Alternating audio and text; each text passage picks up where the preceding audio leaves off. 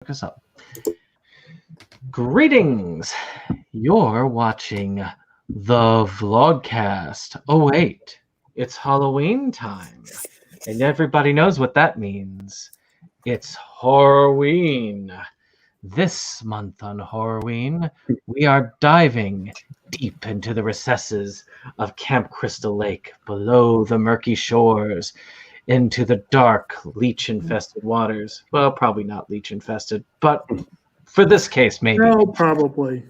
And we find Jason. Or do we? Dun, dun, dun.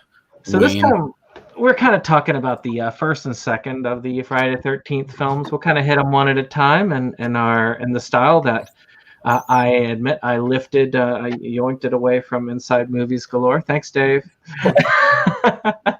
And it just as a useful style.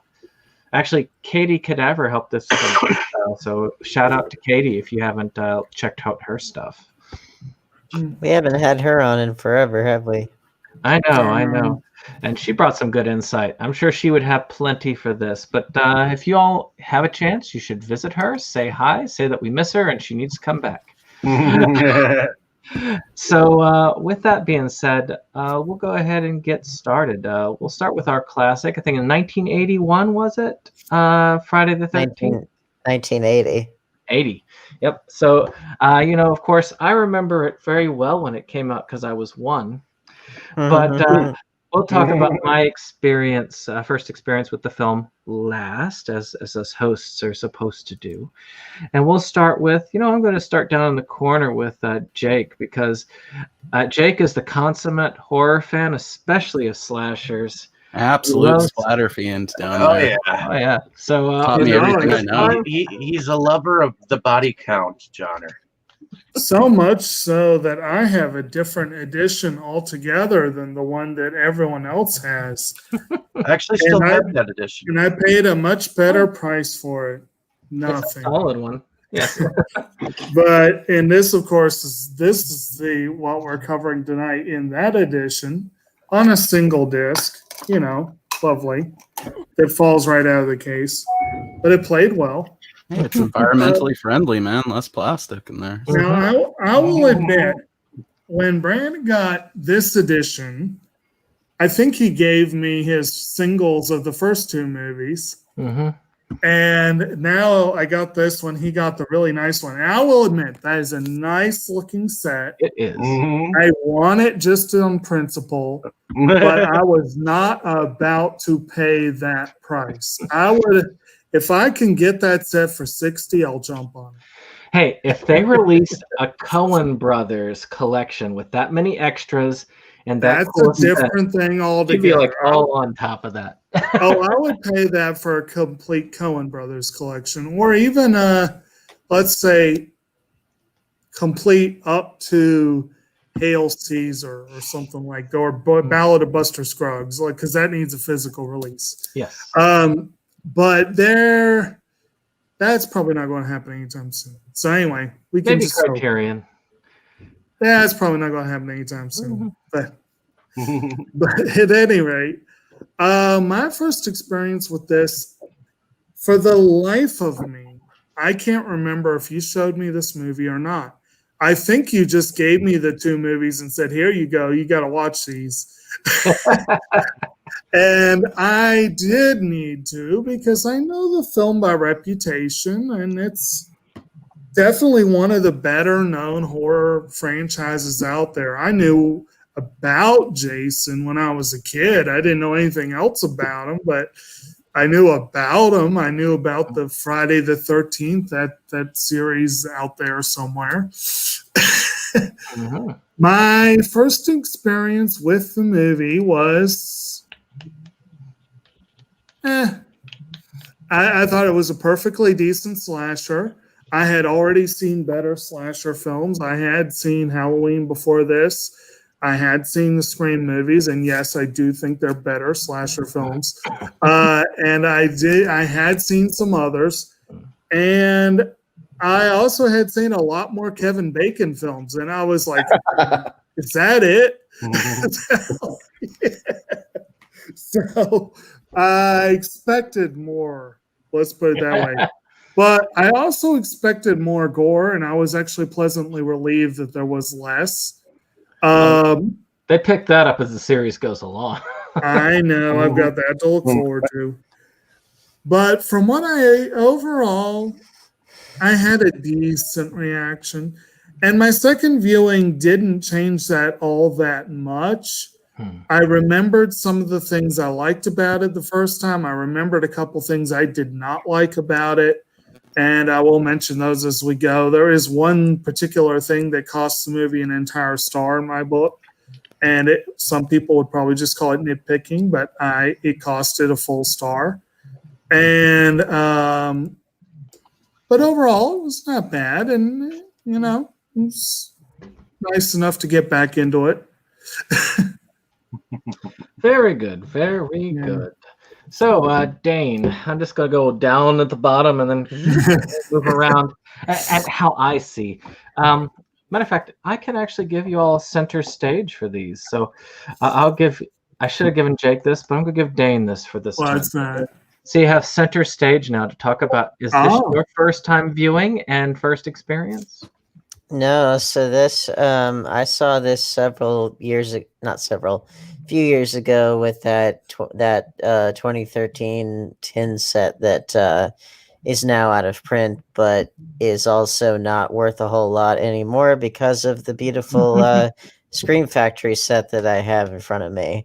And anyway, yeah, so I saw it kind of in conjunction with when James Rolfe did his Friday it wasn't part of Monster Madness, but it was just separate. It was 2015. There were 3 Friday the 13th that occurred that year, and so he reviewed all the movies in the series, and so it was kind of in conjunction with that. But I find it interesting with this film that the Razzies, in their infinite wisdom, gave this a Worst Picture nomination at their very first ceremony without really having any clue just how beloved it would be and what all it would start and everything like that.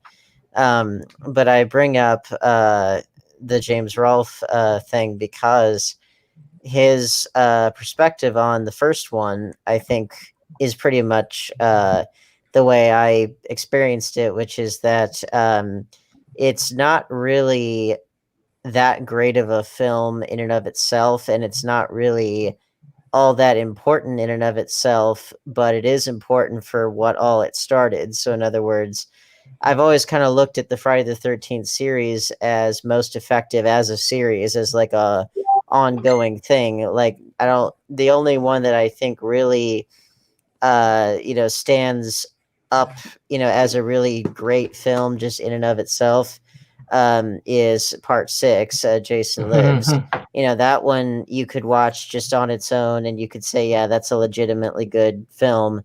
The other ones tend to work better in terms of an overall narrative, and and that's nowhere is that more readily apparent than another James Rolfe video, which is that his top, like, whatever that was, 15 Friday the 13th moments. And in many ways it seems like whenever people talk about the Friday the 13th series, they generally talk about specific moments, specific kills, specific bits and pieces, rather than the overall narrative, the narrative of that specific film. Not if they talk about narrative, it's the series as a whole, rather than the plot per se of that individual film. And it's not to say that slasher films necessarily have to have that intricate of a plot, although like Scream is an exception and some of the Halloweens are an exception.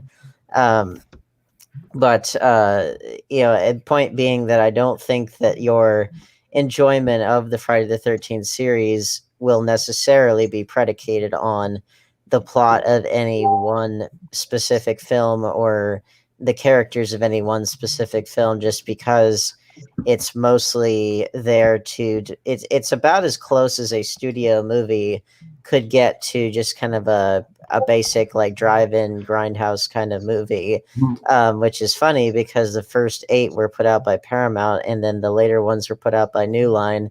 And Paramount, despite the movies having made a shitload of money for the studio relative to how little they cost to make, they were largely kind of ashamed of the series, because again, this was back when studios could kind of sort of feign having some semblance of morality, back when and also just, if not morality, then prestige, because like Paramount was putting out like wasn't it Ordinary People that they put out, and like An Officer and a Gentleman, and they were trying to do all these like serious films, and so then they put out this powerhouse of a slasher franchise like almost every year in the 80s. And it's one of those things that I think they knew what they had financially, but they didn't necessarily fully appreciate what all they had until after the fact. And then by that point, the franchise had been sold to New Line and all that stuff. But for this first installment, I would concur with James Rolfe that it's not really that great of a film in and of itself, but it is important for what it started. And so I think it moves kind of slowly. It really takes its time to get to where it's going. And now it does have cannot remember her name, but she's Mrs. Voorhees, and Betsy Palmer.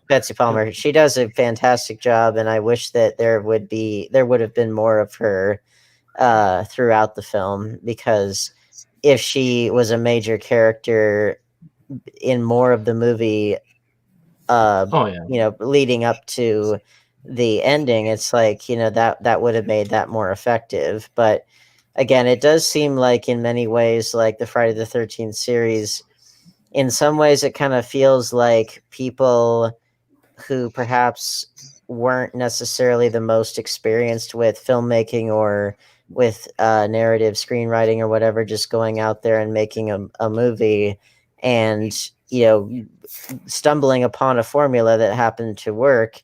And the people that love it for those reasons, I'm sure, kind of come at it from a similar place, because maybe they went out into the woods and decided to just film something one day. I'm sure that they have a similar spirit like that, but I don't know if anybody else got that impression. All right. Well, sounds like some fun. Before we move on to our next one, of course, I want to say hello to a viewer, Michael McNally. Thanks again for joining us. We do appreciate your time listening to us ramble. This time about killings, lots of killings. The gentleman is not German, huh? No, I don't know. But yes, hello. There is always a possibility here. We don't know. I'm part German. There you go. Before we go on, has anybody, I'm sure they have somewhere out there, has anyone ever done like the full body count tally per movie? Like which one had the highest body count? Vengeance. I'm sure that there's channels out there that have done the body counts for them individually, but I don't know which one would have the highest. I think I'm gonna look that up. Body count. I would think that they would steadily increase as they gone on. I mean, Jason Goes to Hell had a really high body count, but then again, I don't know. Actually, I would probably say Jason X probably had the highest body count, only because there was like a whole spaceship, a whole spaceship. Yeah, that's true. Of crew. Like I say, if you count the fan films, I mean, shoot, in Vengeance, he kills an entire chain gang and just chops them all to pieces. I think. All right. This first film, 10. 10. Yep. Well, we got to go somewhere. We'll keep track of it as we go. So that's hilarious too, because I think the original trailer is them counting the deaths, and they don't have 13. Actually, that's great. One thing I think I will do, and we'll do it with the second movie to see, and then we're going to check and see how bad things get hit, is I might try and look up the trailer while one of us is speaking, and then I can play it for us as a good summary right before we go into the plot. And then if YouTube, I don't care if they claim the money here. I don't make any money on this. They should still let you leave it up. My Jason special I did last year or the year before was able to stay. So. But yeah, that way we can take a look at the. It'd be a good summary for what's going on and give some of our viewers a little bit extra eye candy, I think. So, with that being said, let's move on to Dave. Is this your first time watching Friday the 13th? No, it is not. It is a return to the genre, and I guess I first saw the full entirety of this first installment roughly about 11, 12 years ago. So I ended up getting the box set that Jake has in his possession. And I watched it all the way through to even Jason X, and then I think Freddy versus Jason came out somewhere around that time, and maybe a little bit before that, maybe. But I was neutral on this film the first time. Maybe I know that it's gotten a lot of love, gotten a lot of cult status since it's coming out, and a lot of people tend to go to it as a narrative. But I relatively enjoyed this film, and I kind of feel like the first three films are important to watch.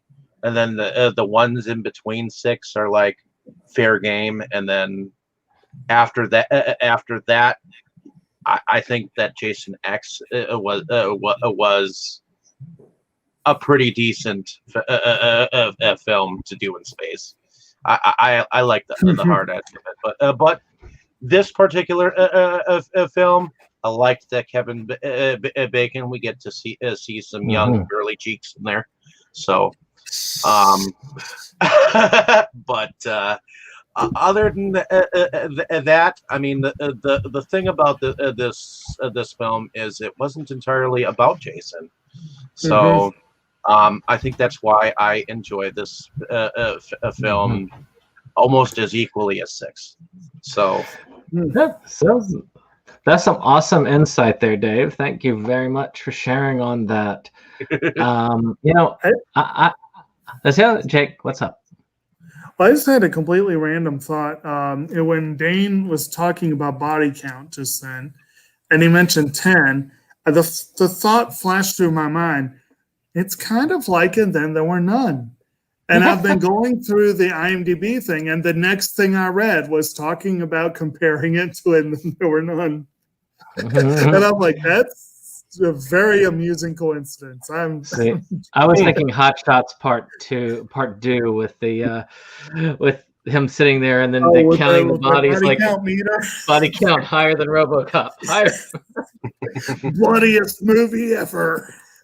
So well, I looked at the body counts for all the movies, and I'll point them out as we go. But Friday the 13th, the original, has the second lowest body count out of the whole series. I think two second pretty low lowest as well. Yeah. So with that being said, and by the way, Dave, it's funny that you mentioned Jason X. One thing I have been doing as we've been ramping up is asking a lot of people what they think.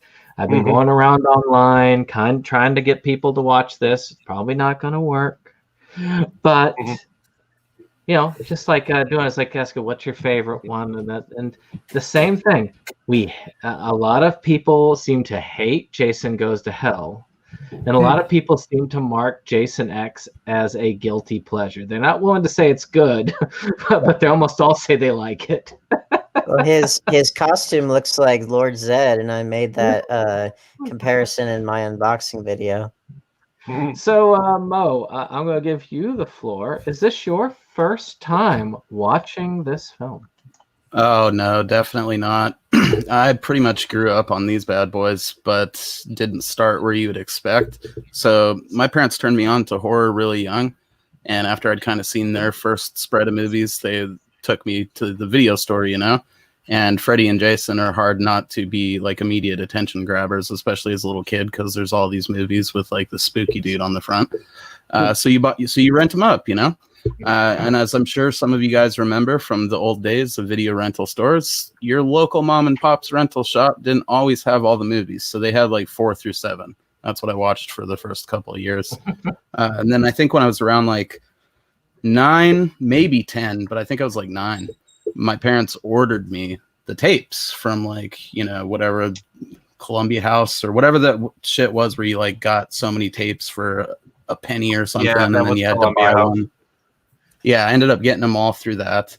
And that was the first time that I had seen the first one and the second one. The third one, I think I had seen bits of with a cousin. But, you know, somewhat like the twist at the end was still intact for me because I was a 9-year-old kid. I wasn't exactly going and like researching horror movies. I was just ravenously renting them, you know? So I had really no clue that Jason wasn't in the original movies until I saw the original movie. Betsy Palmer scared the shit out of me. The twist ending, like, definitely, you know, messed me up a little bit because it was like, whoa, that's got to be Jason, you know? And it was a creepy movie to see for the first time as a kid. So I think that maybe lets me enjoy it a lot more than other people that kind of tend to just always hold it against the other ones. I saw it at a young enough age where it was new. And the second one I thought ruled too with the potato sack and whatnot. We'll get to that, but this definitely. This one's still like in my list of favorites. You know, the second one, 5 and 6, and then but I just do enjoy them all. This one I think is easiest to look at as just a slasher movie because that is what it is. There is no Jason hockey mask gimmick or any of that stuff. There's elements of the shit that went into the later movies. But at the end of the day, it's like just a creepy slasher movie with a twist where it's like a grandma that's the murderer, and there's a lumpy headed kid in a lake, and I think that sets it apart from other stuff at the time in terms of like your standard out in the woods, twist ending slasher movies. Maybe not on that level of Sleepaway Camp, but that's a conversation for another time. Oh wait! You just reminded me. There may be spoilers in this. Well, it's probably already been spoiled. If you, for some reason, have not watched a movie that is, good gosh, it's 40 years old. Yeah. that makes me feel old. I'm a little bit older than this film, so that doesn't make me feel any better. I'm not quite that old. So with that being said, theoretically I could have gone to the theaters to see this. Guardian. I don't think they would have. I don't think the audiences would have liked that. Then they might not have, but I know that there are plenty of audiences that bring babies into movies that they should. And just think, during COVID, while they're having these theaters play all the old movies, you can maybe see it in the theater. Did you know that you could rent out some AMC theaters for a relatively cheap price to watch your own movies in? Yeah. So, I mean, still, that's kind of cool. It is. So, Forrest, was this your first viewing of Friday the 13th? Oh, absolutely not. I am wearing a Friday the 13th, my Friday the 13th Part 1 T-shirt, which I have had since I was 13 years old, and also have the first movie have the uncut edition of the first movie. Woo! I actually so I was Friday the 13th is one of the things that had like because I was born by the time I was born there had already been six movies in, and so it had already become a pop culture phenomenon. So like I was at least familiar with with Jason and with the guy in a hockey with the hockey mask and also Jason. By the time I was in elementary school, that was a popular Halloween costume. And I remember, and eventually I did, when I was about 11 years old, I actually did go as, even though I hadn't seen the movies yet, I had gone as Jason for Halloween when I was 11. And then, dude, I did for like 4 years. Yep. Great. And then when I got home from trick-or-treating that night, TNT, they were having a Friday the 13th marathon on TNT's Monster Vision with Joe Bob Briggs. So that was my first time. That was my first time watching the first movie. And then and also, like, before that, I would just go to the video store with the video store with my family, and I would see the movies on display. And I would always see the movies, like the VHS boxes, on display. I would look at like the cover, see the covers, like with that, like that cover, that, like this one right here with the silhouette with the bloody knife, and the camp counselors. I remember seeing that. And that whole silhouette is just rad, dude. It's my favorite next to Part 8 as far as posters go. Actually, I would say, well, for me, it would be the teaser poster for Part 8, the one that got yanked. Oh, the New York one, yeah, that's what I was talking about. Yeah, so but I remember being like captivated by the box art, and then eventually, so again, I caught it on TV. And was like I had already I had heard that Jason, like, because from browsing the web, that like early on, like in the early days of the internet, browsing the web and finding out that Jason's mother was the killer, that Jason's mother was the killer. So I guess there wasn't much surprise there, but until I saw Betsy Palmer in action, I'm like, oh wow, this woman is demented. And she was just excellent. She is fantastic. Yeah, and also I gotta say, I remember like reading about how Siskel and Ebert basically doxed her. Like they went on their show, shamed her and everybody involved in the movie, and they basically doxed her for being involved with it. Couple of dicks. Yeah, seriously. I'll say Siskel and Ebert, I think, were good critics, but horror was their blind spot. Horror is the blind spot for most critics. I was just going to say that, I mean, they're not exactly unique on that front, but yeah, I mean, they were particularly venomous towards the Friday the 13th franchise, and, it's, I think, to their detriment. And I mean, I've kind of, out of the two of them, I tended to like Gene Siskel a little more, because I think that he tended to put forth more of a cogent argument. Not always, but I tended to agree with his picks a little bit more, but both of them, I think, were cut very much from the baby boomer, baby boomer slash generation. Not so much academic, cloth, but more educated than the average person kind of cloth, where they did set the tone for what would be. Well, yeah, but again, not in a purely academic sense, more in terms of application. But point being that they kind of helped set the tone for most of the country at the time of their show. They kind of set the tone for most of the country in terms of what constitutes film criticism. And, I'd say on the whole for the better, but, it's such that, like, the way that a critic views a movie is different than the way that a filmmaker views a movie versus how the casual audience will view it, or fans or whatever. There are all kinds of lenses through which to view a movie. And I know for myself, having made movies and stuff, I'm looking for different things. I'm, looking at the craft. I'm looking at how effectively it makes its points, either on the script level or visually, or some new technique I'd never seen before. And, oftentimes when a movie is kind of dismissed by critics for whatever reason, then I'll see if there's any kind of hidden gems within it. If it's on like the,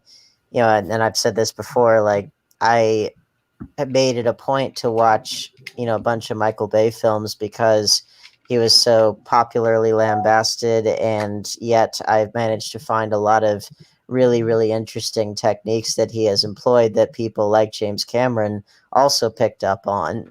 So it's one of those things that, there's a reason why the Friday the 13th series in particular, got so much love enough to produce a beautiful box set like this over the years. Partially it's because the mainstream, as exemplified by Gene Siskel and Roger Ebert, the mainstream hated the film so much that, that just makes the people that love it, it makes them love it even more. And same with heavy metal, same with rap, same with anything that video games, anything that the mainstream tries to put down and mock and, call, corrupting or whatever, then that just makes the fans dig their heels in more. I should mention my mom, because like after a while, my mom kind of cracked down on me watching these kinds of movies. Because it's like, as mothers always do. Especially, because like these are the kinds of movies that that I would always rent. And like the more she cracked down on it, the more I wanted to watch. It. Here too. Well, it seems to me like mothers, like their job is pretty much to say no to everything that you will eventually grow to love. I never got to experience them as forbidden fruit, man. I mean, I'm thankful that my parents embraced the horror shit so much and just let me go wild with it. But on the same hand, my mom was into musicals. Well, it just feels exciting, like trying weed for the first time or something. Like you're doing something you're not supposed to do at the right age. Feels fucking good, But here's the weird thing. So like, my parents, especially like when I was younger, I saw a lot of stuff that like I saw like all the old Universal monster films, and I had a very good solid rooting in horror and sci-fi in the classic period. And then, as my parents got more religiously fundamentalist and more detached from reality, then their hostility towards films and culture in general increased, despite the fact that they themselves were the ones who gave me that love in the first place. And so, there's a noticeable kind of, the shoes on the other foot there. But point being, like, as soon as, they were always kind of restrictive and strict anyway, but they were less so in the early days and became more so as I grew up. But point being that as they kind of embrace more puritanical, like overtly puritanical worldviews, that made me just want to break out of that even more aggressively.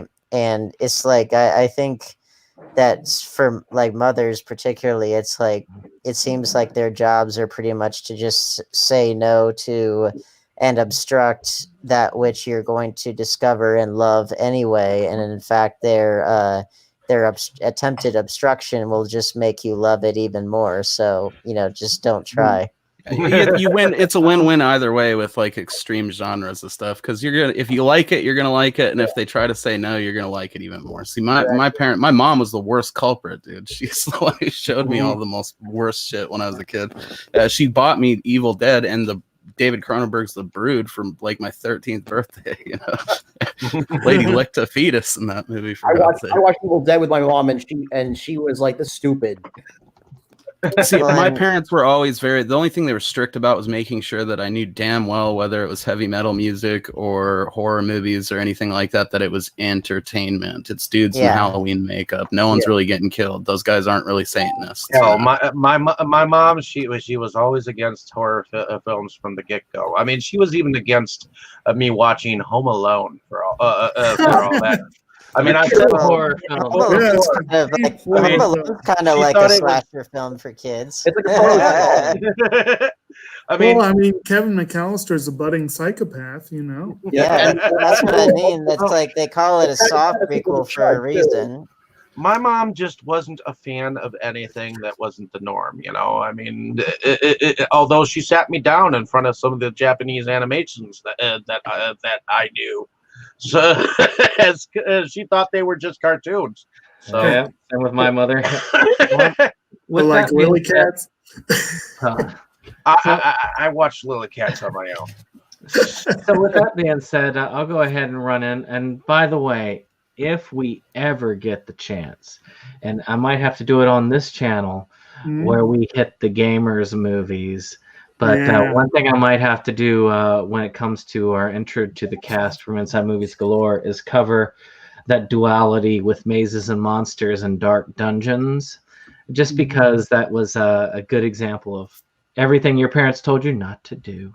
Oh yeah, which I've seen the JonTron review of the film adaptation of the infamous Chick Tract Dark Dungeons, and they were trolling him the entire time. It was they hilarious. they were and yet they were doing so by making pretty much a very, very faithful adaptation of the comic, and that's part of what's kind of brilliant about it, but it also, I mean, my parents were not they were not that entrenched in that sort of stuff yet, and I don't think they ever came, not that I know of, I don't think they ever came across a Chick Tract necessarily, but point being that, like, when I was a kid, I was raised in the atmosphere of parents freaking out over video games because of Mortal Kombat specifically, and it was when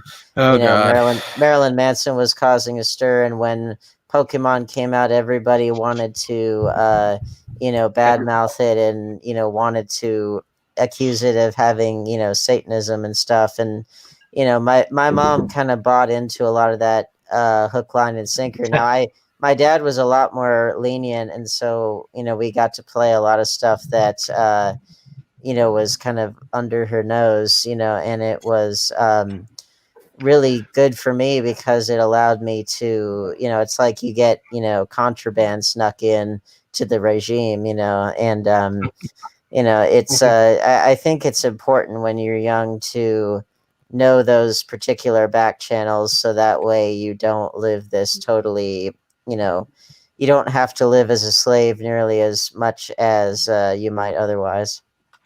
So, dude, most of the death metal I traded in junior high school was with this Jehovah's Witness kid named Troy. I didn't really didn't think about it at the time, but in hindsight, I'm pretty sure I was like one of his sources for that contraband.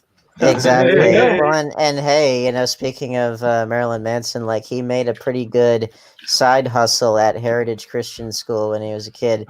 Had a pretty good side hustle selling like heavy metal records and candy and comics and stuff to kids that otherwise wouldn't have access to that kind of stuff. And like, so doing that holy work, man. Exactly. So I mean, bottom line is that I think it is important for kids to realize that, that they're in control of their lives and they don't have to be subjected to whatever kind of artificial whims are going to be imposed upon them by anybody. Well, speaking of all that, believe it or not, I was one of those few who always did what I was told as a child when it came to parents.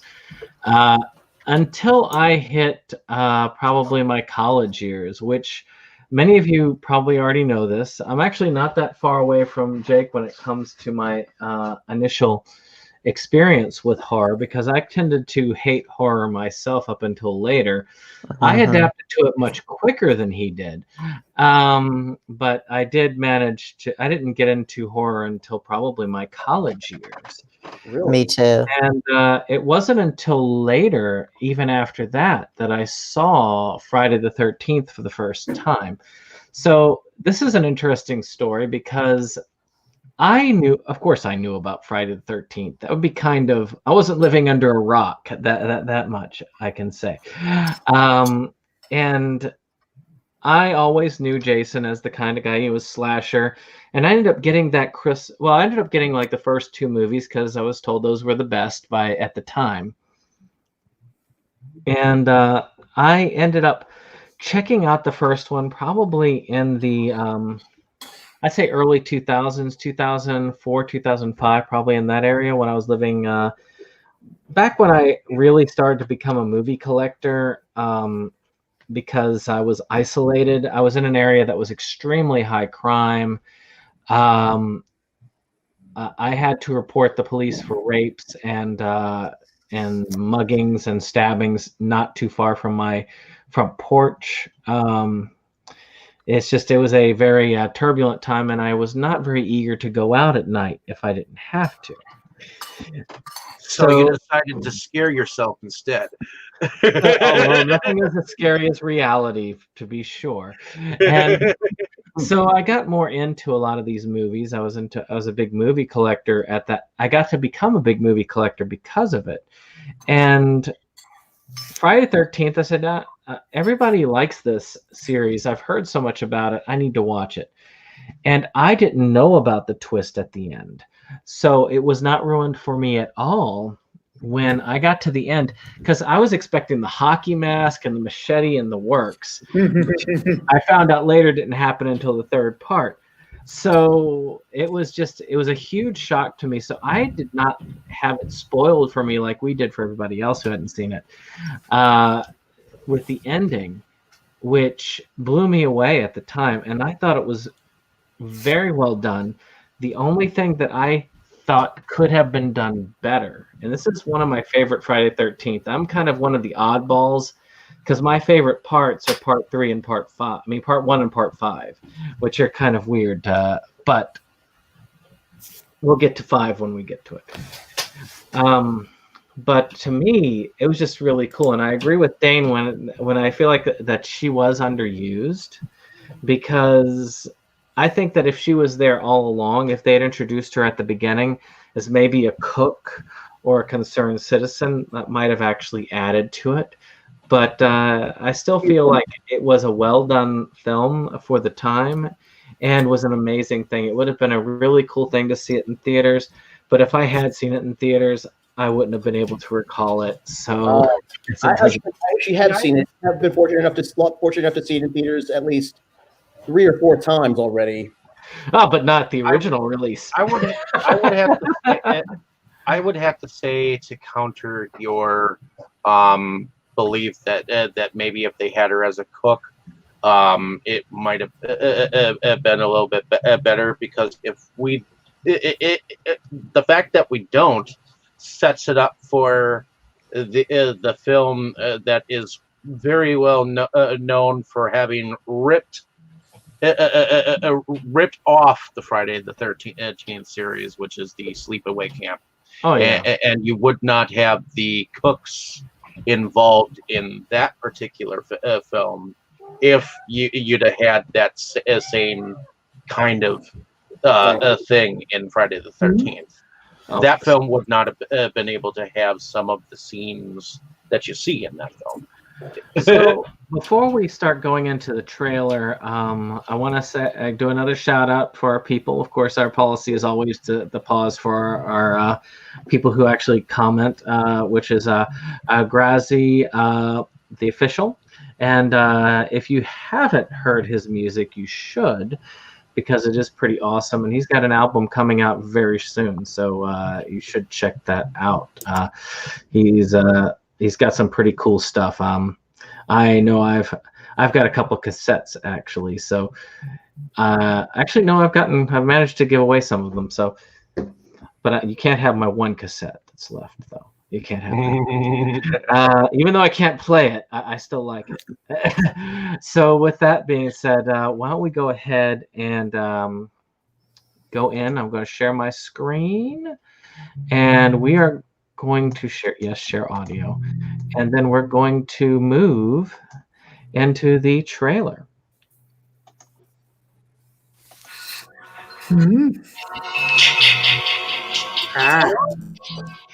What's that? Oh, hi. What are you doing out in this mess? 1,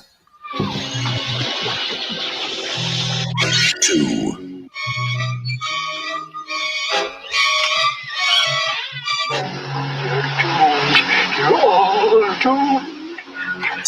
3.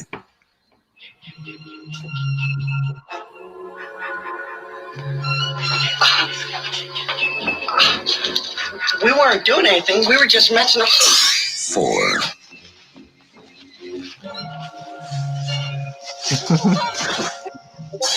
5.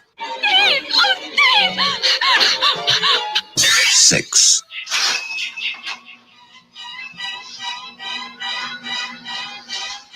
To be my imagination.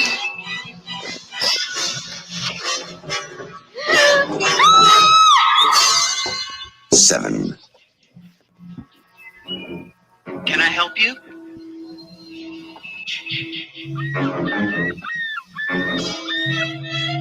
Hello? 8.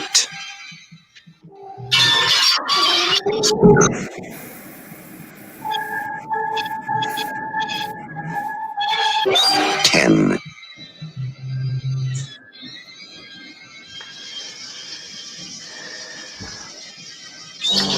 11.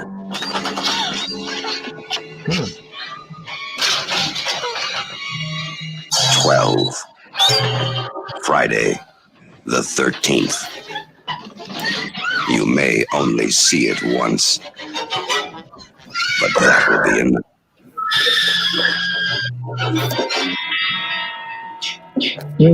Friday, the 13th.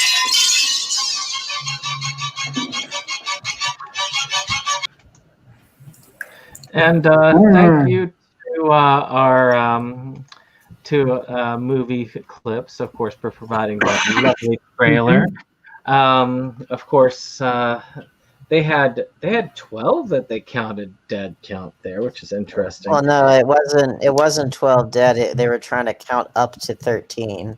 Yeah, it still was a kind of fun trailer there. It's actually always cool to see how they looked back then, especially when you got to keep in mind back then it was before even home video, so it's kind of cool. And I want to talk about that as we get into the second film, but we'll move into this one real quick because we want to get started with it. This one had a fun plot to it. Of course, we start back in the past, and one great thing about watching Vengeance prior to this is Vengeance kind of gave an alternative history to this, which, depending on how you look at it, like if you took Vengeance's history to effect, it was actually his Jason's father that killed the kids at the camp, the original ones, back in the past, as we go back for the original slaughter at Camp Blood, which would have been an interesting insight. Of course, for the film canon-wise, it's obviously Jason's mother that does it. I mean, we've already gone over that, spoiler. But what did y'all think of that cool setup at the beginning? They're saying the camp songs. They're going up there having their, like, big party, and, then a couple, they have to sneak off to do their little, Well, the beginning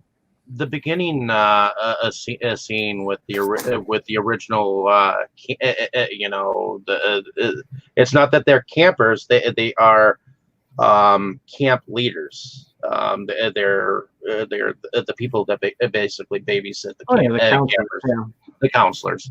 And so I feel like the counselors here are more Christian based.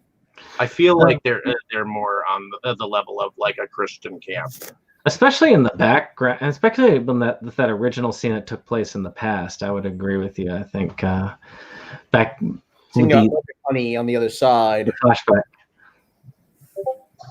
Well, especially with the song that they're singing in the very beginning. Wasn't it Kumbaya? No, it was like some sort of it was like singing Hallelujah, milk and honey on the other side. Okay. Kinky. There's a movie called Nudist Colony of the Dead, and that one is explicitly taking place at a Christian campground, or rather, like a Christian group goes to the campground, and again, that one's more of a zombie comedy musical thing, but still.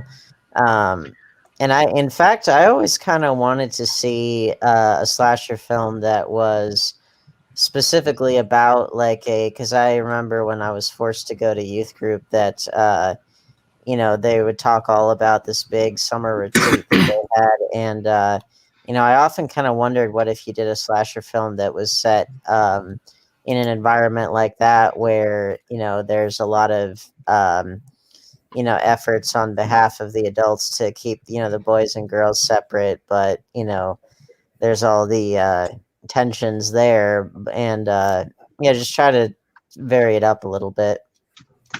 Well, they definitely didn't want to be separate in this particular. Matter of fact, two decided they were going to stay together, and in all sorts of ways. Which, technically, I think that's also part of why these movies tend to have a deep, loving fan base of people that saw them when they're young, because they're all about young people getting up to mischief and hiding the pickle and that sort of thing. So I had a question for you all about that first scene, especially when it goes back to vengeance. And, I don't know why I'm writing vengeance so hard, but I just really liked that film. I don't know why. If you ride vengeance too hard, you may have to go to the doctor afterwards. But I look at that and I think to myself, if you're looking at the scene, because when they see the person come upon them, they are kind of immediately startled and worried. And Miss Voorhees, when she starts to speak, she is very intimidating, but her presence alone is not necessarily intimidating. So I've got to wonder, do y'all think it could make sense to have that figure, imagining Mr. Voorhees as pictured in that movie, just kind of hulking over them and heading towards them in that scene? Do you think that you could see that going that way? I'm not entirely sure, because I feel like it's not the presence of the mother; it's the way that she built her tension as the film progressed. With her reminiscing about the way that Jason drowned and all that jazz. I don't think that Elias could put that kind of emotion into. That's why I was going to say. That's why I said in the past scene, like back in the past, when you had the two counselors from the past group. Again, back in the early days, I guess the same ones that were counselors for Jason when it happened, they were intimidated without even a word. Just like visually seeing them made them scared. That's the reason why I said, I wonder if that would be plausible, if that was him doing it, and then she comes in afterwards, like, how dare you try and restart this camp again? That sort of thing. I would love to see a official movie that focuses on Jason's childhood and focuses on what would that have been like 30 years prior to 1980? So that would have been in the 50s, I think. Was that when that? Okay. So wouldn't it be cool to see a period piece? Instead of another reboot or whatever, to actually do a full blown 50s period piece, because we've never really seen a 50s slasher before, because that's kind of an oxymoron, but I mean that would also be kind of cool. What? Maybe up until his drowning and maybe up until his first killing. Yeah, something like that. But I'm thinking this is just my own pitch, but I'm thinking if we saw him, saw his family life, saw tensions between the mother and the father, he tries to get away from it all in the camp, and he, isn't really well liked by people. The camp counselors are negligent, and then eventually, he is drowned, and they don't do a thing, and then. It's all about him becoming reanimated and kind of learning to kind of sort of be the way that he used to be, but he doesn't speak anymore, and he, doesn't need to eat, and he looks like a, reanimated corpse, basically. Well, this would be a good thing for those people out there to do a fan film of. And I think it would be perfect fodder for a fan film. I almost see it like you could do almost a Rob Zombie treatment like he did for the Halloween remake, where you see a flashback before they start into the main film, where you get to see Jason's childhood. Maybe there was a lot of torture, or maybe there was a lot of conflict between the father and mother that were shaping Jason and leaving him out like that. You know, it's Yeah, like I mean, honestly, that is something that is kind of sorely missed with the Friday the 13th series. You know, it's such that we get more. It's not like, say, with Halloween, where like in the first film anyway, we get like the absolute bare essentials to get the plot going, and part of the terror is that you don't know really much of anything about Michael Myers, to the point where he's just credited as the Shape. And then Yeah. with Friday the 13th, you get more information about Jason and his past, but not really enough to where it really humanizes him or really gives him a whole lot of dimension. And yet the pieces are there, I think, to make a pretty solid piece of horror drama about this child that is, constantly neglected. And then it's no wonder why he builds up all of this rage that's inflicted upon him by his father, his mother, the people life, and coming back from the dead kind of as this well, it's like a reanimated corpse, but one that can also grow, because again he is a young man in part 2 onward. And it's like that would, I'm sure, give you quite an angst to neither be alive nor dead, and to just be this this thing, that is the only one of his kind, really. So, I mean, there's a lot of good fodder for a story there, I think. What if they did it kind of like Dexter, where you heard what he thought, like as he went along? That would be kind of cool too. Well, I don't think like you'd hear his voiceover, but I think the onus would come down on the actor playing Jason as a child before and after, because after, like, I'm thinking that he's not really zombie-like, but more so of like, he's not the same as he was. He's this other creature. He's someone that, he can, at most, he can just kind of look and stare and try to feel, to try to remember what it was like. Because like in the second one, when they have the, Jason, mother's talking to you, like it triggers like a vague memory from an older life, and so if you treated it like that, like this is, a creature trying to remember what it was once like to be human, then, I think you could have a decent amount of almost poignancy on top of, very grisly killings and stuff. So almost like a creature with shell shock. Something like that, but also like shell shock / amnesia / 10-second Dan. So I have a theory, like, and I want to cover this as we get to the end of the second film, so I'm not going to dwell on it, that Jason is an evil version of Sloth from Goonies. And so just, but we'll move on a little bit so we can move on through the plot of the first one, which, we have these people trying to restart Camp Crystal Lake, which of course the locals have dubbed as Camp Blood.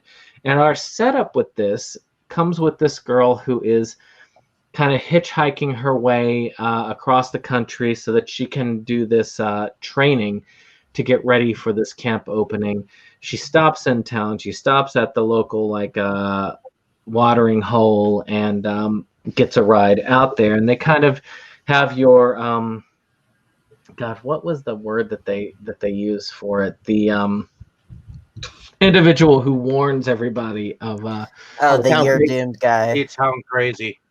Crazy Ralph. That was But there's like a specific word. Like I love Cabin in the Woods. One of these days we have to cover that as well because of how fun it is and meta it is. But yeah, you've got this person who just warns everybody that there's a problem. It's like the doomsayer, You're going to Camp Blood, aren't you? You got to warn them because then they transgress upon it. The doomsday prophet. Well, of course, that's something. Speaking of which, that's something that because these films, on top of being largely lambasted by critics, were frowned upon by the the evangelical community that was invigorated by Ronald Reagan and everything. They were kind of looked down upon, and yet you would think that if only they framed it as, Jason's like almost like the angel of death or like an angel of justice or something, because all these kids are doing stuff that that the adults wouldn't like. And it's like, if you just reframed it just a little bit, then it's like you could use these as like a recruiting tool or something. He's actually an angelic figure trying to put out morality. Like, if you look at it, at least in the first couple of Friday the 13th films, Jason is driven by Christian values. I mean, he doesn't like sex in his lake. He doesn't like sex near his lake. He doesn't like seeing kids together at all together in any romantic sense of the form. I mean, and you could actually in my childhood scenario, you could actually set that up to where like maybe Jason, kind of like Tommy Jarvis in the final chapter, like maybe he had kind of an eye for the ladies when he was young and yet felt really shy and awkward around girls, and maybe there's a source of humiliation there, with like a girl that he had a crush on or something, and like the older kids and the camp counselors were like, humiliating him or something, and maybe that's what leads him to go out to the lake and then get, drowned or whatever. And so it's like you could easily paint that as like the memories of someone that experienced just an inordinate amount of humiliation and torture and mistreatment. So our lead girl here, she they dwell a lot on her character, only to have her be the first kill, and you can tell our killer is a little bit more competent, because our killer actually helps pick her up and takes her on a bit of a drive before she jumps out of the car. But then again, even Michael Myers could drive, which is one of those oddities. But it's one of those things that is kind of cool. So that whole scenario basically is a good encapsulated thing to talk about. What do you think of our first victim scenario?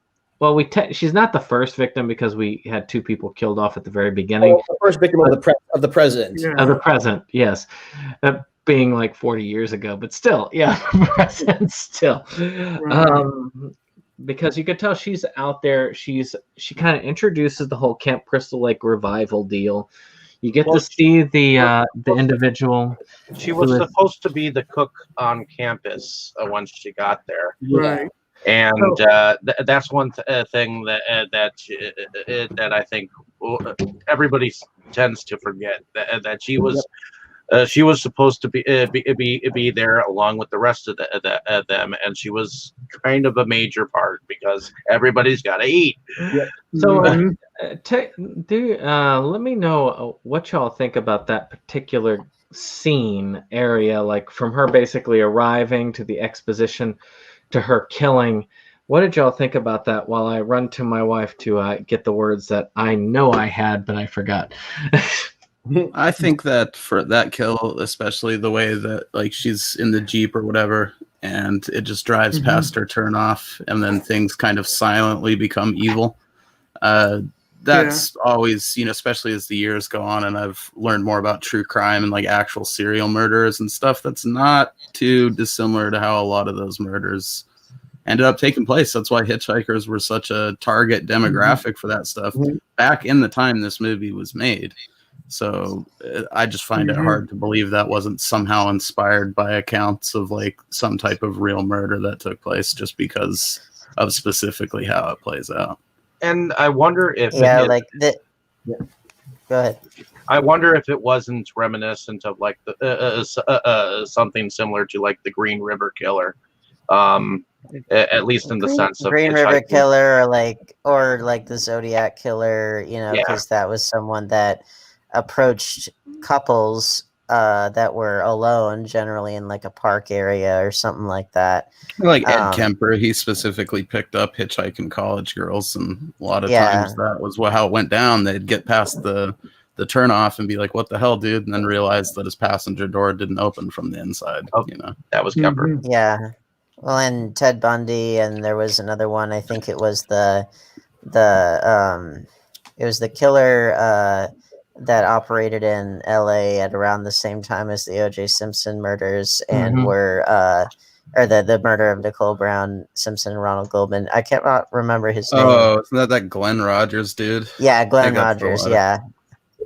But yeah. So in other words, like there are people that I think that hitchhikers and people being killed in remote places, especially couples, on a lover's lane kind of setting, that was a very common thing in the years immediately preceding Friday the 13th. So, but it is funny to think back on something like that as so indicative of not only its time, but of the time, the decades before that, because then you think about now where nobody hitchhikes anymore, thank God. Although they do ride sharing.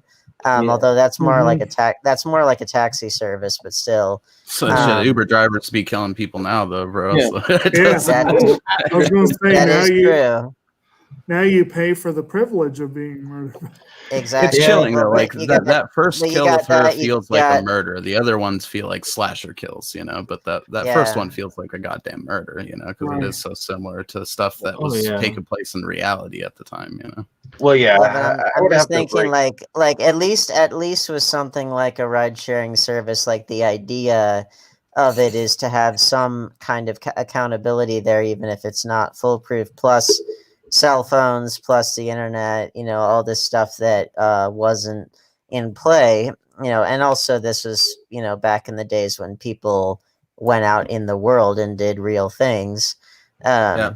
But they could be disappeared, and people would have to just chalk it up to, well, I guess she decided not to come or something. I think that's kind of their shit at one point in the movie.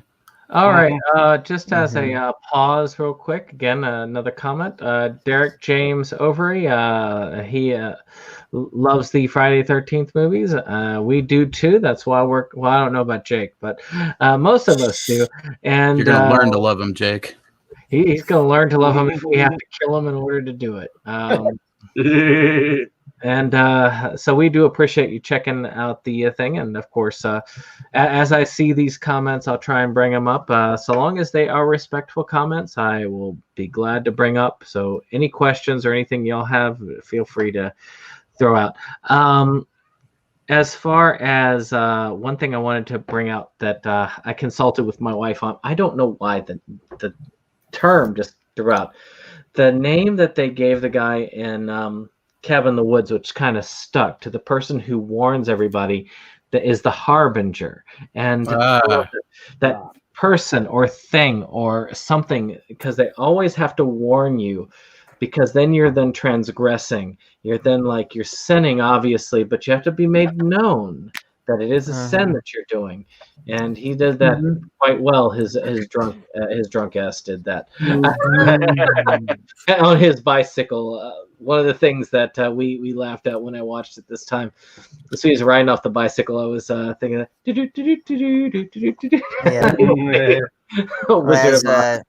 as the gravedigger in part 6, as he would say, some people have a real sick idea of entertainment.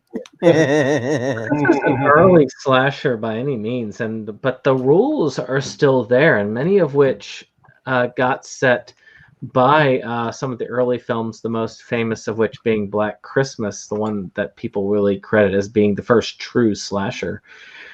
Well, but even then, it broke so many of the rules yet to come. That's part of what I love about it. But then, Halloween, I think, was the slasher that, well, you had a couple predecessors like Black Christmas and like the Texas Chainsaw Massacre, and then Halloween really did catapult it into the slasher genre having fully come into being. But then I think you could argue that Friday the 13th as a series really cement, because whenever people talk about Halloween, most people talk about the first film, obviously, because it works as such a great singular film, and that even non-horror people can sit down and watch and go, yeah, I like that one. Friday the 13th, I think, really does appeal to, hardcore horror fans. And also, I think it did concretize much of what we think of when we think of a slasher film, for better or for worse. Those that love it, and those that don't, that's usually what they think of.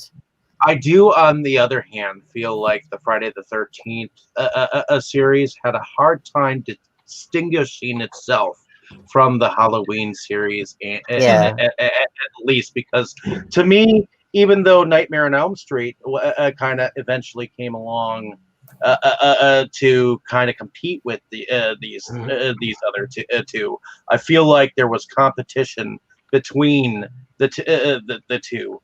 Michael Myers and Jason. And Jason, eventually in later movies, he also ended up doing that tilt of the head, which you see in the Halloween film genre, which to me kind of was their tough decision to me to distinguishedly and independently cut himself into his own being later on. Well, I mean, Michael Myers and Jason Voorhees, they both did kind of cannibalize each other a little bit, because Michael Myers was never like a physically imposing person in the first film.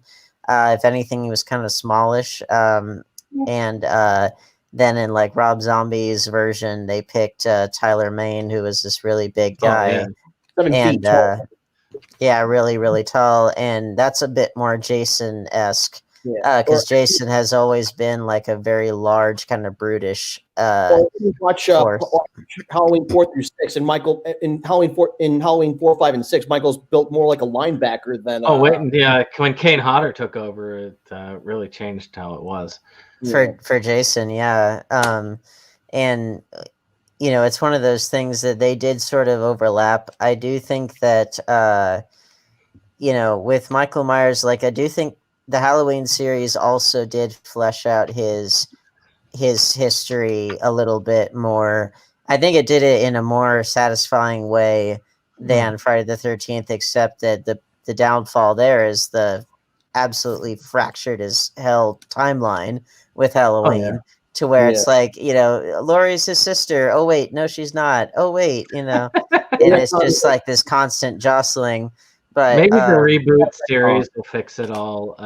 They undid the 2018 one. They undid the whole, Laurie's his sister thing. Well, and it may actually improve. Again, I think they did a good job with the 2018, but I still gotta wonder how it's going to set up as they go forward. Because I hope they differentiate a lot more, because the 2018 one, I felt like it did a little too much in the way of homage and not enough new stuff. And so I'm hoping with the next two that they really just decide to, now that they've reintroduced the world, that way they can go back and now really tell an original, unique story. They need to bring Busta Rhymes' character back, is what they need to do. Which I thought that was hilarious. Like Halloween Resurrection is a guilty pleasure for me. Like it's trash, but it's fun. One was Jason X. Was that 2001 or 2002? 2002. Because Halloween Resurrection was that same year, and it's like, well, look at that, the two like cheese-tastic, installments in the series in the same year. So, we have another question. We have a question coming in, and every single one of you is a collector in their own right.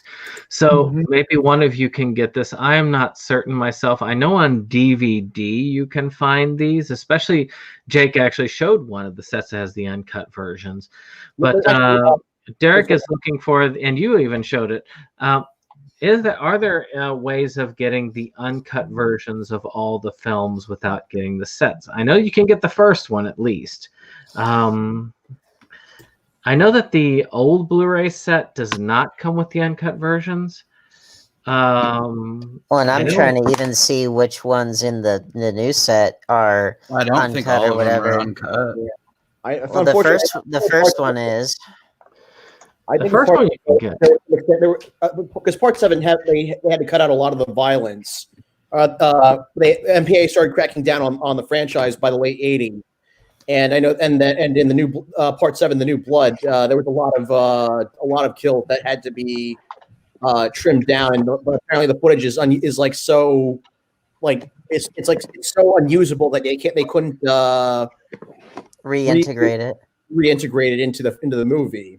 Isn't that kind of the case with 2 on that I think recent so. box Yeah. set? Yeah. I really So want to say that Jason Goes to Hell is unrated too on this set. I really want to say that I know that the first film you can easily get uncut. And I think on that Camp Crystal Lake set, it has, you've got it with you, Jake. Does that have the uncut versions of any of the others other than 1? You've got it with you. I figure you can. And the 2009 remake is unrated too. Yeah, you can get the remake uncut pretty easily. I think the short answer though is I don't know that there is a box set that has every movie uncut, because I don't know if there's an uncut version of all of the movies. Yeah, I don't think that exists. I want to say that the only way to get the uncut versions of like a couple of the later ones is through the current box set. Yeah. Because if you really wanted, I guess you could do like a fan edit to where because like there were some that are like they show like kind of old VHS copies of what the kills look like. If you wanted, I guess you could like badly stitch it together, but I don't think it is worth, and I'm going to say this as a collector, it is worth getting the new set. It is not out of print by any means right now, and you can get it for like $130 on Amazon. I got mine for $129.99. So, and we're talking we're not talking like, we're talking a lot of films here. We're talking like 8 films of the main series. And you got Jason Goes to Hell, you got Jason X. Jason X, and you got Freddy versus Jason. So there'll be 3 more films on that. So 8, 9, 10, 11. And so like, even if you're getting it off of Amazon for $130, we'll just say that as the medium, because it's a little bit more expensive on Shout Factory. You're paying like 8, 9, 10, 11. You're paying a little more than $10 a movie, which is not that bad if you think. Oh yeah, and then considering the presentation, like Dave just swiped his set across the screen down there, Derek. That's it's a sexy set. It's worth having on the shelf. Oh yeah. Well, and I got the big pre-order that when Dustin first announced it in the group. I wasn't planning on jumping on it so fast, but I was like, if I don't do this and I don't get the posters or whatever, then it's like, and they're really cool looking posters, that I'm gonna hate myself, for it, because they are really cool looking. And it's just one of those things that you kind of got to do it. I just checked all the movies. So the first 4, one of the things that's also cool about the new set is that the first 4 films, they all have brand new 4K scans of the original camera negative. So yeah, and now Shout Factory is also, and there is something that I need to add for this set while we're talking about it. There are errors. The third movie, the 3D menu, like when they first, like the title doesn't work. And there are 5 minutes that's cut from Jason Goes to Hell. And there's also some cuts to one of the other ones. But you can also, if you order this, get Shout Factory to replace those discs. And which I need to do that. Good that you reminded me. The short answer is you can get the uncut of 1 pretty easily, but if you want the uncut of some of the rest, it's you're probably gonna have to get the set. To my knowledge, now there may be in the future people who bastardize it and kind of cut the set up and start selling them individually, and that might be another way of doing it.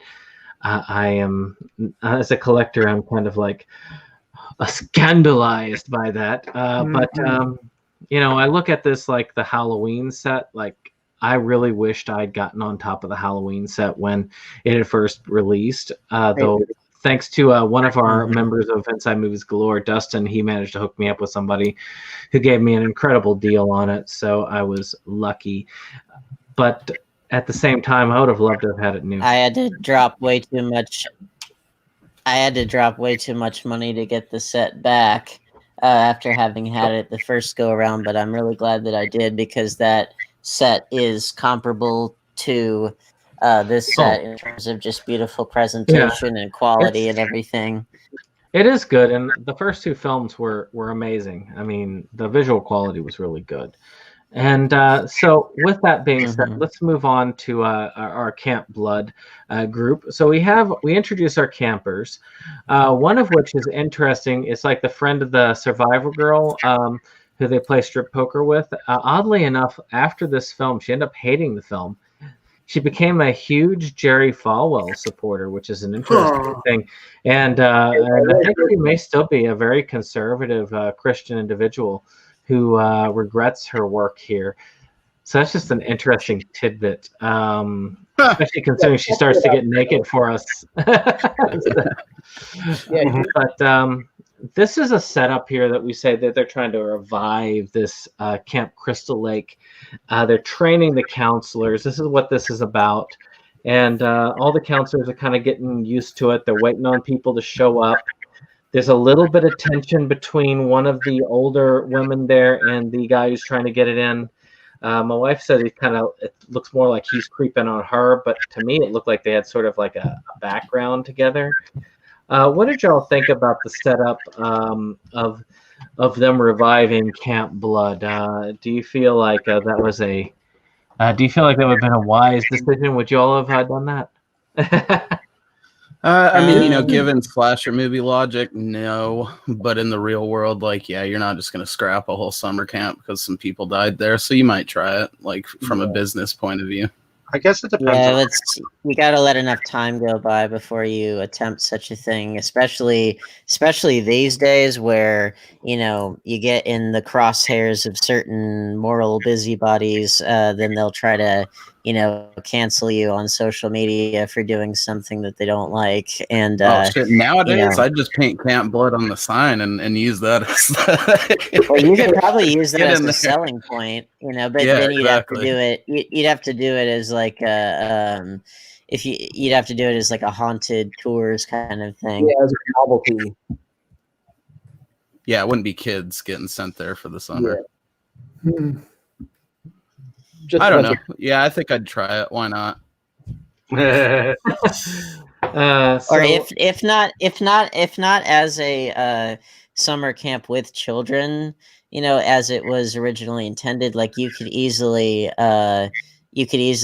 buy it up and use it as like, I don't know what, a ranch, or you could even make your own little indie film outdoor set, or who knows what. Like it's land that you it's got a lot of use. Could buy. I mean, and I didn't drown no little exactly kid. What do I care about those guys? Well, it's like I mean, give the Manson family some credit that they made full use of Spawn Ranch while they were there.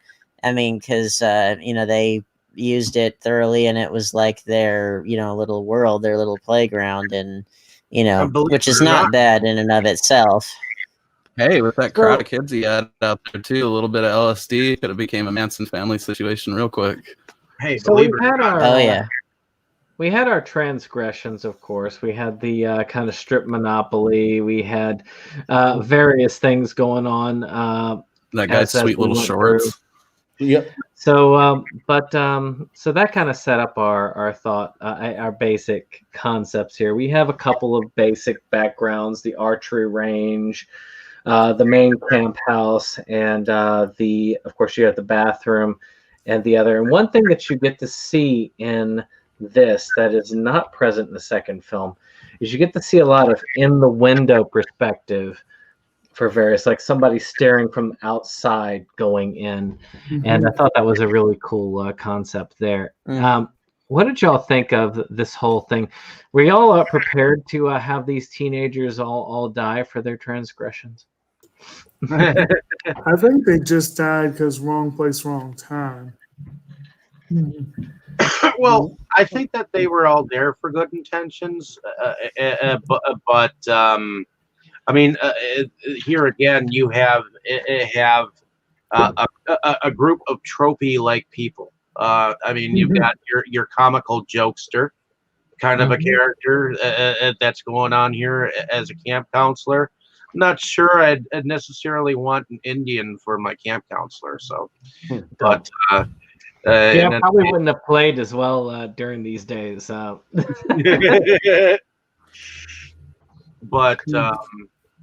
I mean, you kind of get a sense that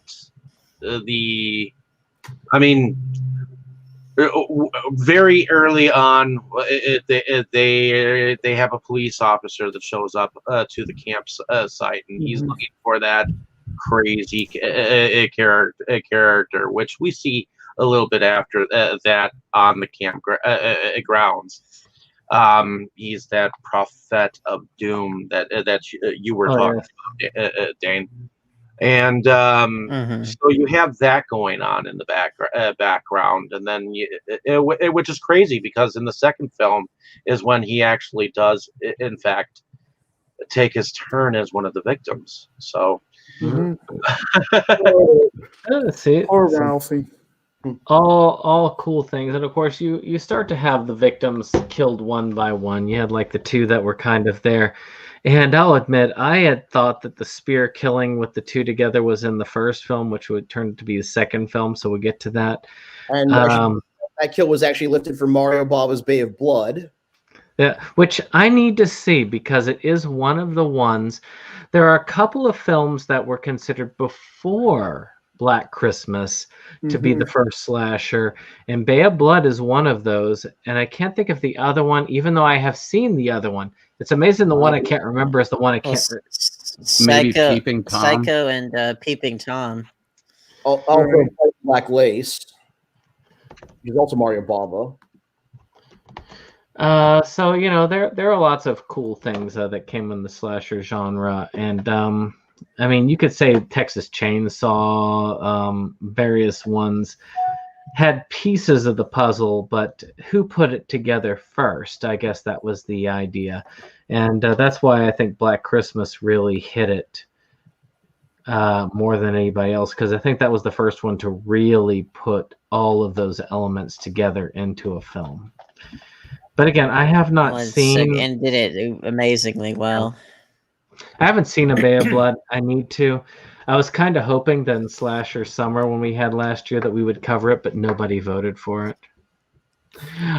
We haven't really covered the connections that Friday the 13th has to Psycho, which James Rolfe pointed out as far as so you've got you've got the violin discordant bit from the shower scene in Psycho, and then you've got the water. You know, it's kind of in a similar vein. You've got kind of Oedipal thing going on with the mother, except that it's the mother hearing the child's voice and not the other way around.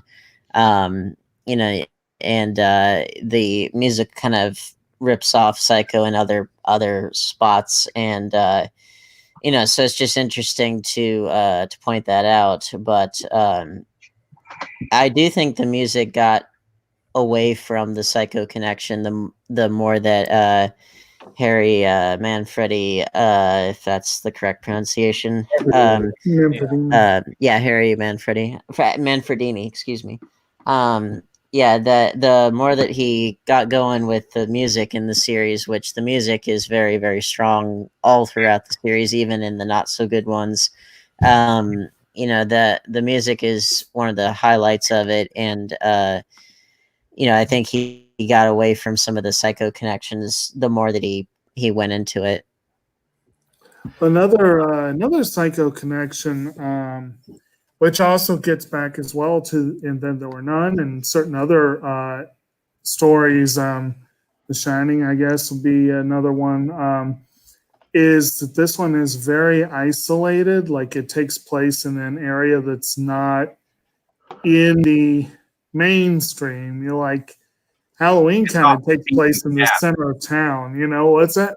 It's off the beaten path. It is. It is. And I actually read that I think it was the screenwriter that complained about that scene with the cop because he felt like that made it seem more connected to the town than he wanted, which I thought was kind of an interesting point. Like, I like it's one thing if Ralph wanders in because, that's what he does, but.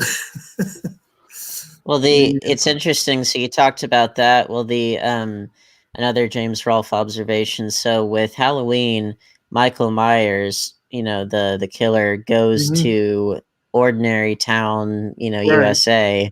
And so it's not like those teenagers were doing anything that out of the ordinary. I mean, they were, having beer and stuff, but like just as far as like they didn't explicitly go out of their way to go somewhere they shouldn't go or whatever. Like they were just living their lives, and then this killer descends upon their town.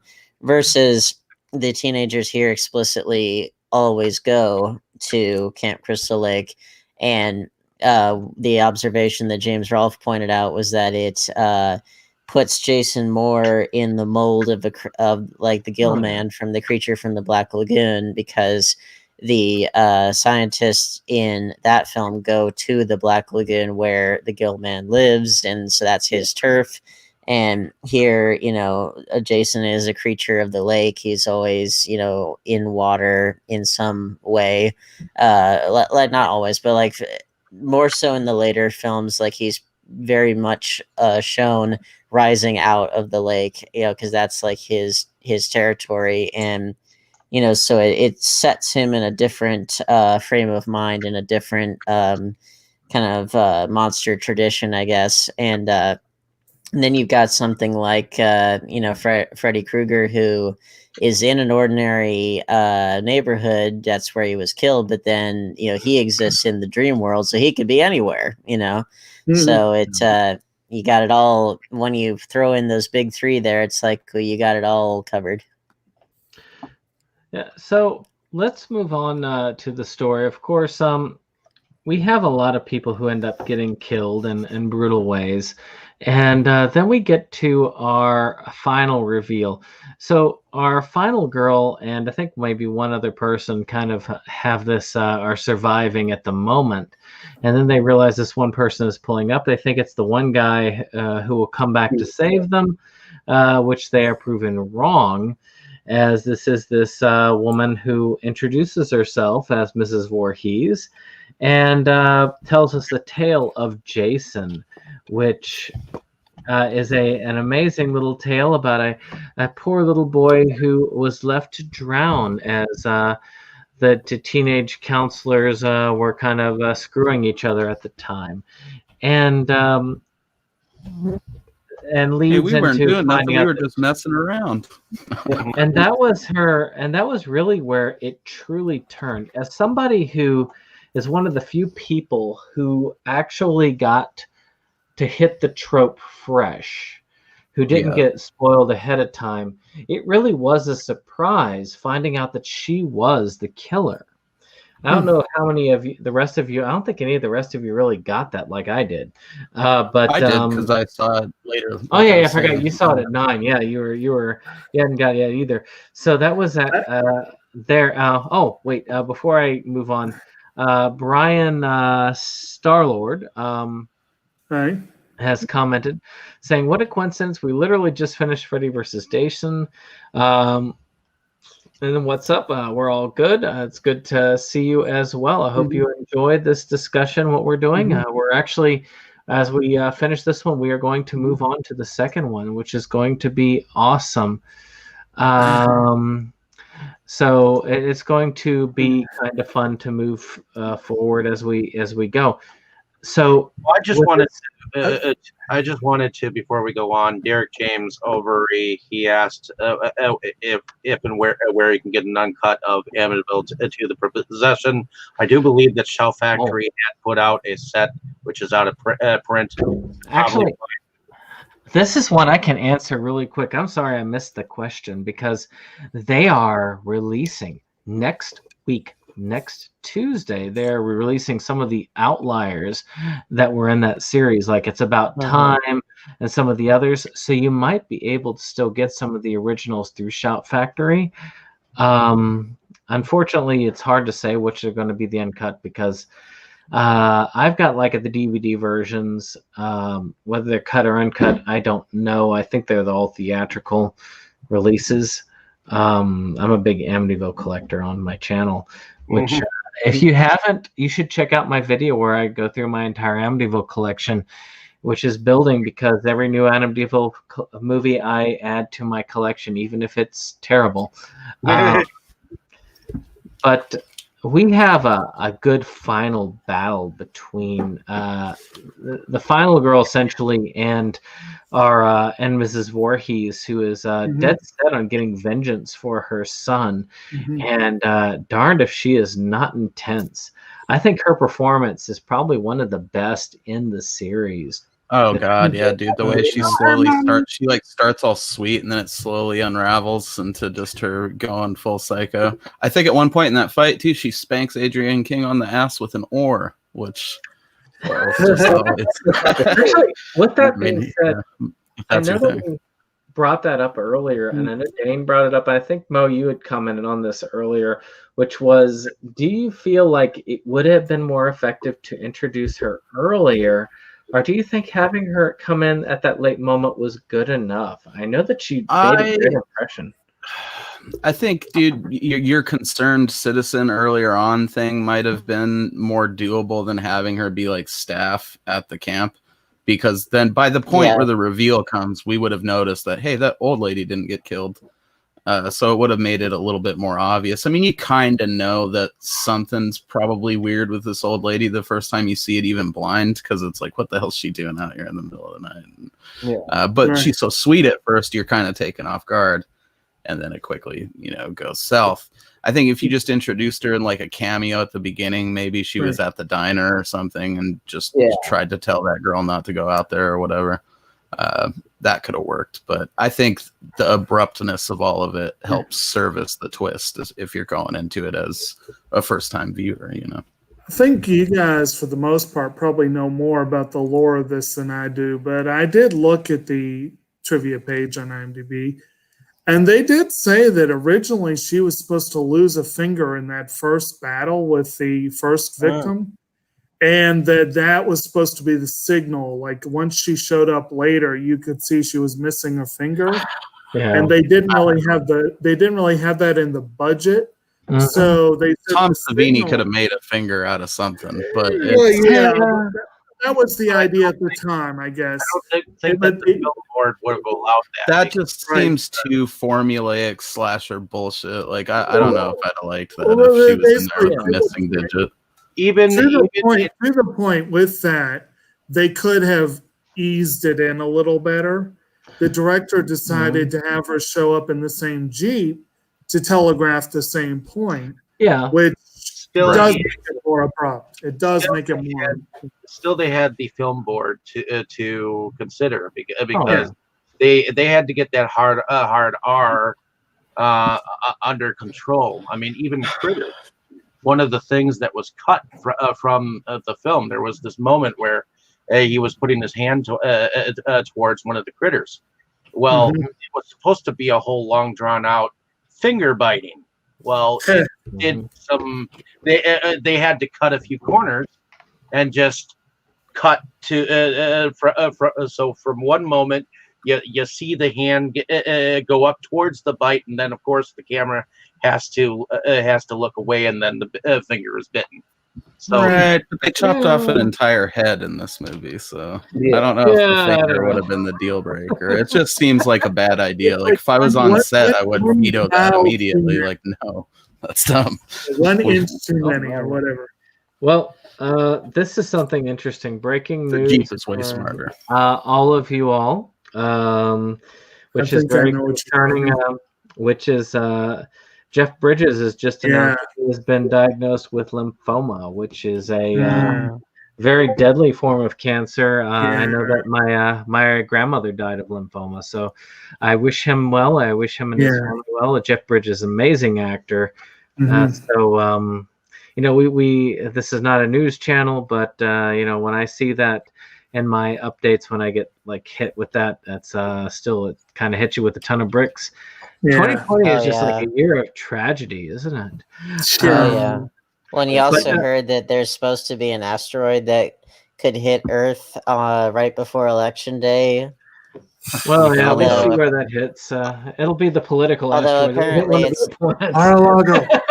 well, apparently it's not. Apparently it's not going to pose any real threat. But I like the symbolism of it. I think is just so. This whole year is really like, this whole year is like building up to this ultimate November climax on, well, a whole Man. bunch of levels. And it's like, I can feel like we're in the third act right now of the movie that is 2020. Well, It wouldn't make this sense is- at all, but wouldn't it be sick if the asteroid hit and brought back the dinosaurs? Then all of a sudden it's just Oh, Jurassic man. Park. I thought 2012 Or was maybe supposed to it's be the like world maybe ending it's year. like maybe it's like Planet of the or maybe it's like Color Out of Space, or like the symbiotes from Spider-Man or something that comes. I don't know So if I want to to melt tie it into any all- llamas or anything. That doesn't sound fun. So to tie it all back to the movie, they're all doomed. Oddly enough, of course, our harbinger, being Are you the going out to get blood? he manages to actually get out alive. Let's see here. Or it was the asteroid from Joe Dirt. Those of you who have actually seen the movie, I saw it, but I don't remember what the asteroid did. It's good stuff. I'm sure I blocked it out of my memory. Is that what caused that crazy mullet on? No, that's just the universe working its wondrous ways, man. So, with that being said, of course, she manages to survive the struggle. She then, after chopping off in slow motion the head of the killer, decides, I'm still not safe, rows out into the lake on the canoe. Which, watching it this time, I don't know why it took till this time for me to go, wait, you've killed the one person who's been killing everybody. Why are you rolling out in the middle of the lake at this point? Taking her Jeep isn't an option all of a sudden? Like, what the hell? Yeah, I know. There's a dead girl in the passenger seat. I'd jerk that shit right out of there and be gone. I'm not staying there. It was waste from an airplane. Yeah, I got you. And but in any case, yeah, that thing always kind of bugged me. But of course, the police arrive, and then you have that iconic scene of baby Jason coming up from the lake, dragging her in. It's amazing, Jake. What are you talking about? I don't like last frame jump scares that make no narrative sense. But it wasn't the last frame. We were just doing that Ape Carey, really. I think it would have worked better if it was the last frame, but no, we cut to her at the hospital afterwards, and she's like, he's still alive. He's still there, to set up a sequel. But yeah, obviously.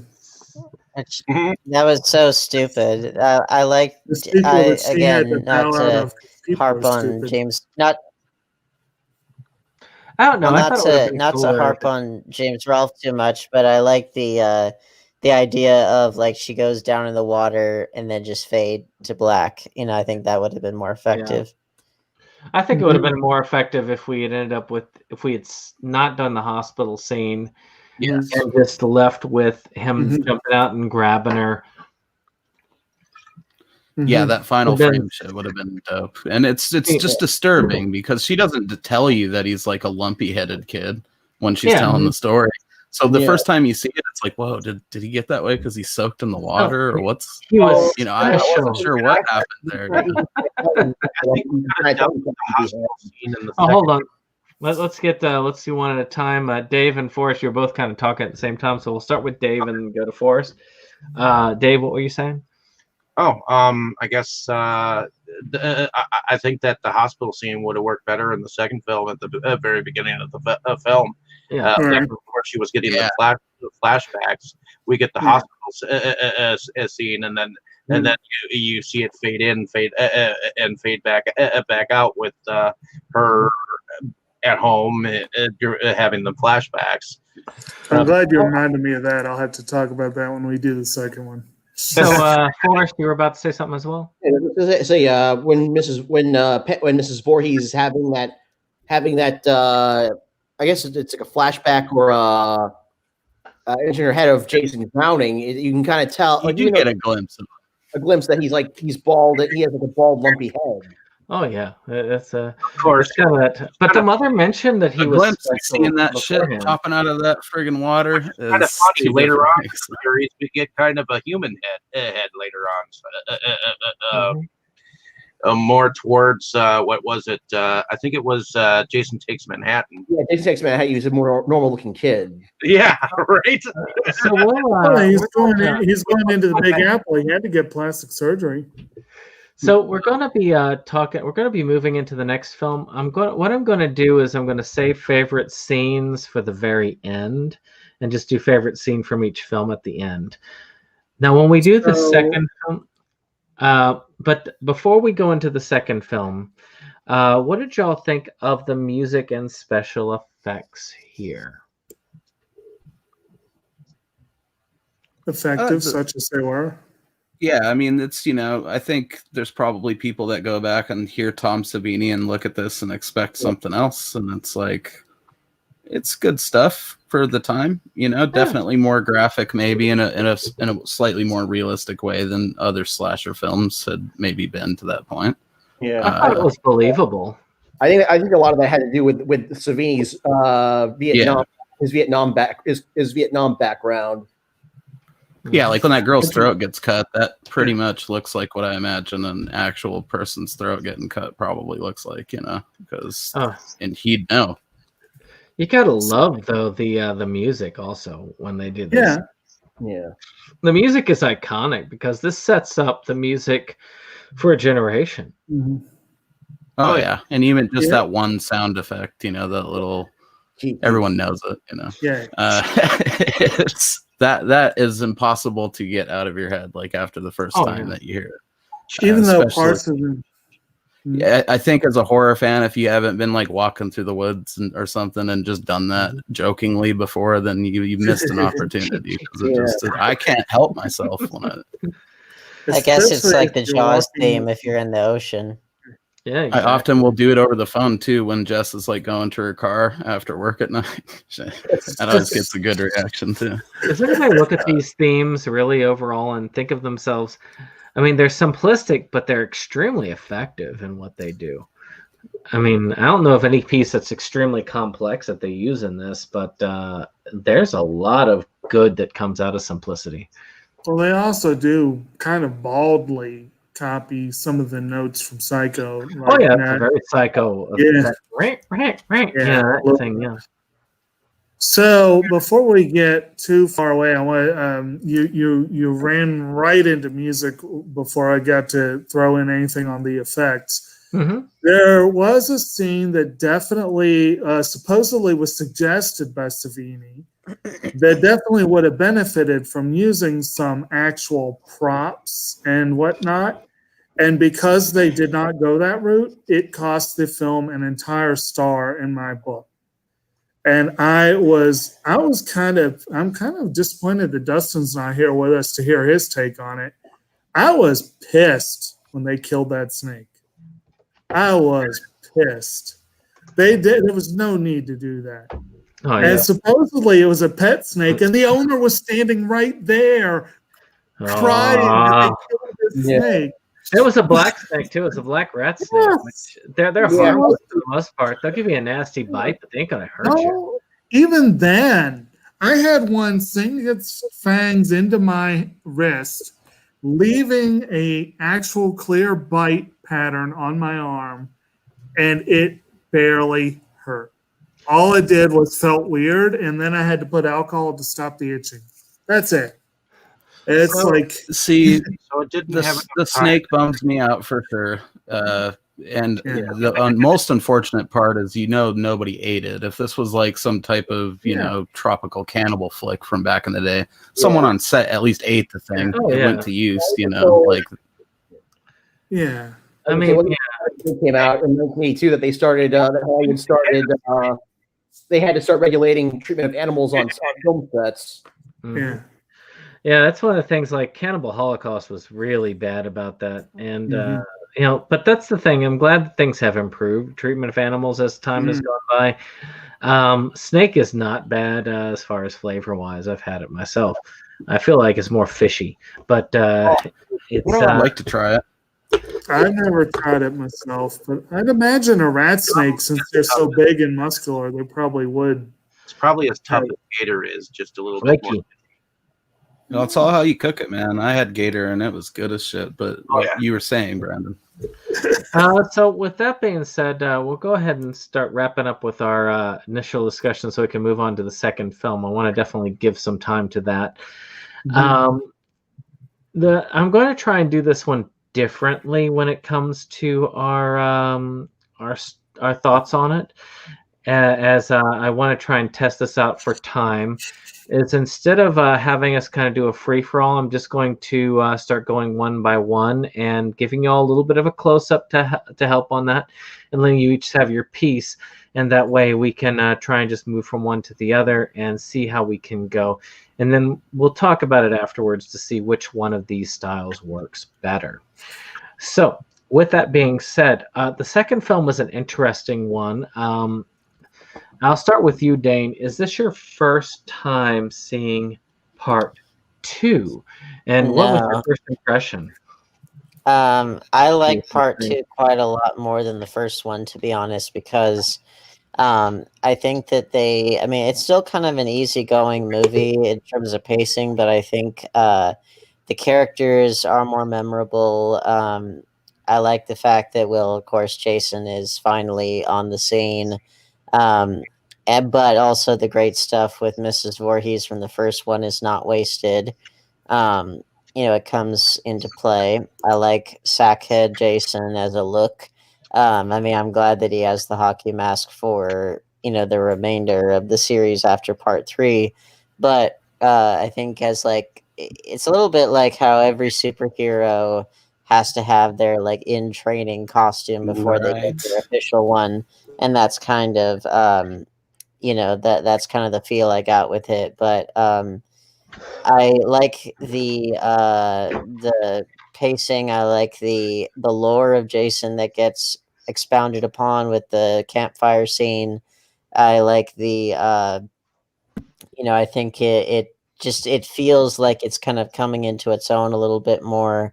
And also, I like our leading lady a lot more, because I never cared for the one who gets killed off in the beginning of this, who was the final girl in the last one. And it's I just think overall it was a little bit more of what I wanted from the first film, and I think it just kind of takes everything that the first film established and does it better overall. All right, very good. Let's see here. Dave is out for just a moment, so why don't we go straight to Mo? Was this your first time seeing part 2? What was your first experience like? No, it wasn't my first time. Definitely saw it back in the day when I got those tapes through my parents, and I watched it shortly after. I don't remember if they showed up together. Been trying to think about that the whole time, but I was like 9. So I was just excited to have the tapes. I don't think I would have had the power to wait. So I'm pretty sure I saw them almost back to back, or actually back to back. And I liked it, man. For some reason, as a little kid, burlap sacks scared the shit out of me. I think probably because I would always see the cover to The Town That Dreaded Sundown at the video store, and that still creeps me out, that cover, for some reason. Gotta wonder if they pulled from that. Probably They did. very well might have, man. I mean, it's a well-known element of the case, and it does totally feel like something that some random monster dude would throw over his head out in the woods. In hindsight, it looks dumber every time I watch the movie, but it is what it is. You know, like Dane said, you got to have the training mask. I would pretty much echo most of the rest of what he said there, and that's it does everything the first one did, but taken up a notch, and there's in the very least more kids to get killed this time around, so that's good too. Oh, Dane, did you give me the kill? Did you give us the kill count for Part 2? I know you were keeping up with it. Oh, for this one? Now, this one actually, good that you reminded me. This one actually, out of all the films, this one has the lowest body count at 9. That's what I was thinking. So it's one lower than the first one, which the first one has the second lowest body count. But I think that the message there, at least for me, is that I think that it tends to be less about the sheer numbers of people killed, but more so about like how and why and all that stuff. Because not to spoil anything, but the ones that have the highest body counts tend to be the ones that are not as well received, and so I'm guessing that there might be a bit of a correlation there. But it's one of those things. We're gonna see how that rule of thumb, see how that holds up over time. But I do think that for me, at least, it's not so much about how many people can you kill in whatever way. It's just like why, how, what's the overall impact on the story, that kind of thing. And again, here I feel like story-wise, like whenever there is a killing that happens, it seems like it carries just a smidge more weight than it might in other installments, and also because we get inside of Jason's head just a little bit more, like especially at the end, then it helps to give a little bit more dimension as to why he might be doing these things, even though, again, they don't really fully take the ball and run with it quite as much as they could. It's the kills feel a lot more aggressive too in this one, whereas in the first one it was a different which makes sense because he's a big guy and gets bigger over the course of the series. Because Mrs. Voorhees is just a kind of older woman, and it's like, well, how much can she really do? You know. So with that, Jake, was this your first time seeing Friday the 13th Part 2, and what was your first impression? No, as stated before, you gave me this one along with the first one, and I did watch both of them. Now, I did have a stronger feeling this time around with the second one than with the first one of, did I see that? There were a few scenes that seemed very familiar, but overall, I didn't get as much familiarity than I did the first time, which is kind of weird how that works sometimes. But my overall first impression was that it was, but not quite as good as the first one. And my overall impression of the second one is, but I will admit, there were scenes, there were moments that stood out for me this time around. And there were a couple that dragged well against the movie, but there were a couple that really stood out as positives. The one I'm going to go ahead and mention while it's fresh in my mind that was negative was that opening scene with Adrienne King kind of having that fever dream where she's remembering. She's basically giving you a synopsis of the first film as quote unquote dream sequence flashbacks. And I'm sitting there going, oh, it's like I'm watching an episode of One Piece or Dragon Ball or something and getting the episode recap. I'm gonna talk about keep in that as mind we that get moving. keep in mind that home video was just dawning at this Right. I era, was so gonna say like that, it wasn't 100% there yet. there were probably people who had not seen the original for. I mean, when was this? What was the year for this one? 81, 82? Yeah, 81. Right. Yeah, so there were people who probably have not seen the original film for Right. over a year. So they needed a kind of reminder, and there was really no way to do it. There was no syndication on TV, nothing like Yeah. that. No Yeah. internet, no streaming, no I mean VHS existed, Yeah. but it wasn't in full swing yet. Let's see Yeah. here. It was kind of interesting seeing that. And it was like, and now that I know more of the backstory of why the character was killed off when and how she was, it makes more sense. But that kind of didn't sit well with me either. I was like, So Derek James comments the dead squirrel scene 2, the Ouija board scene 3, Trisha is shot 4, the fight scene 5, first murder outtake 6, second murder outtake 7, going on the telephone outtake 8, and the lost souls scene. So some pretty interesting stuff going on.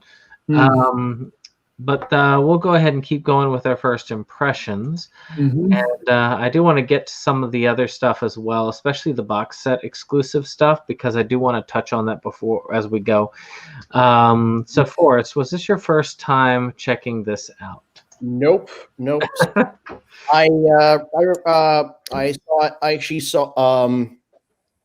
Actually, by the way, I should mention I do have it on DVD, autographed by Amy Steele.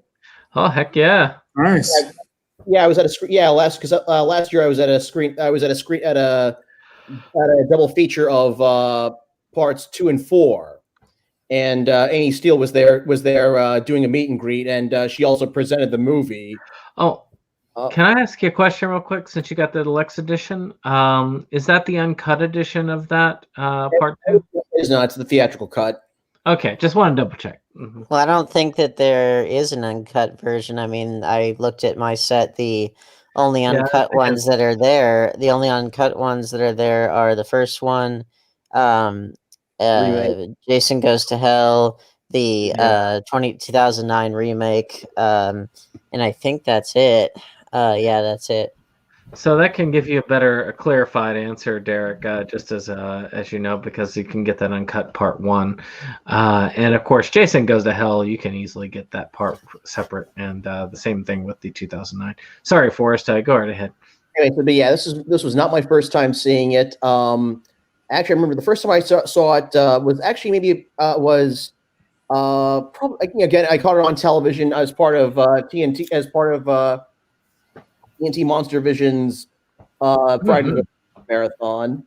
Although it was heavily edited for back then in cable television, they edited movies back then. The truly cut version. Yeah, like you couldn't really see the gore. Or even a butt. But I did. Although about a year later, I did. Although about a little over a year later, I went to Hollywood Video and rented at the time all 9 movies.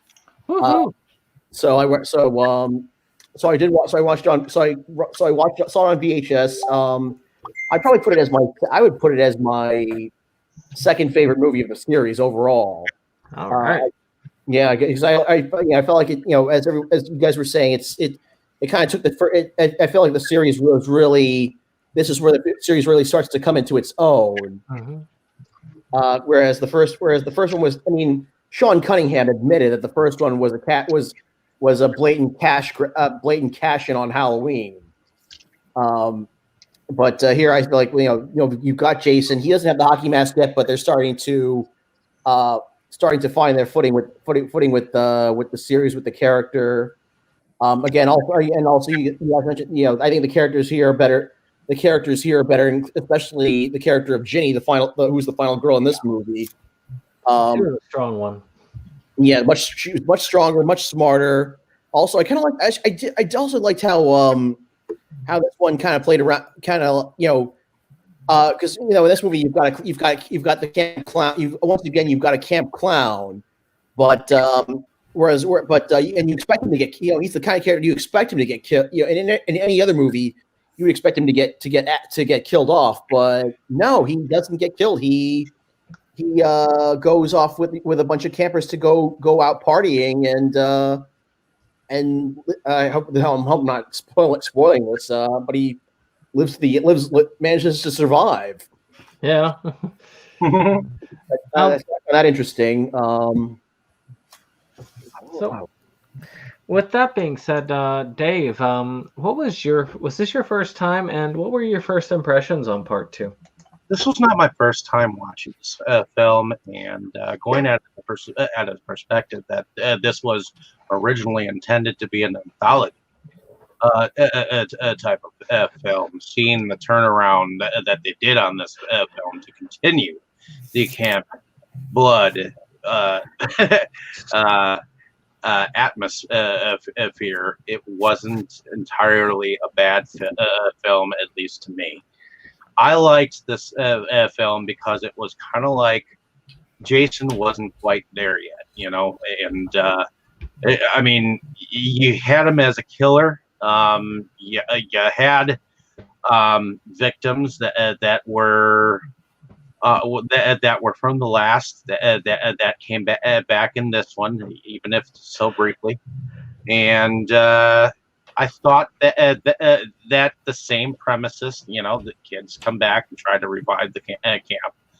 I don't get sick of that trait, because then that Jason is obviously going to kill some people. But then again, if you're first seeing this film, you're seeing him before he became what we know him to be now. So it's kind of like a coming of age film. It's like Jason's growth film. He's just learned.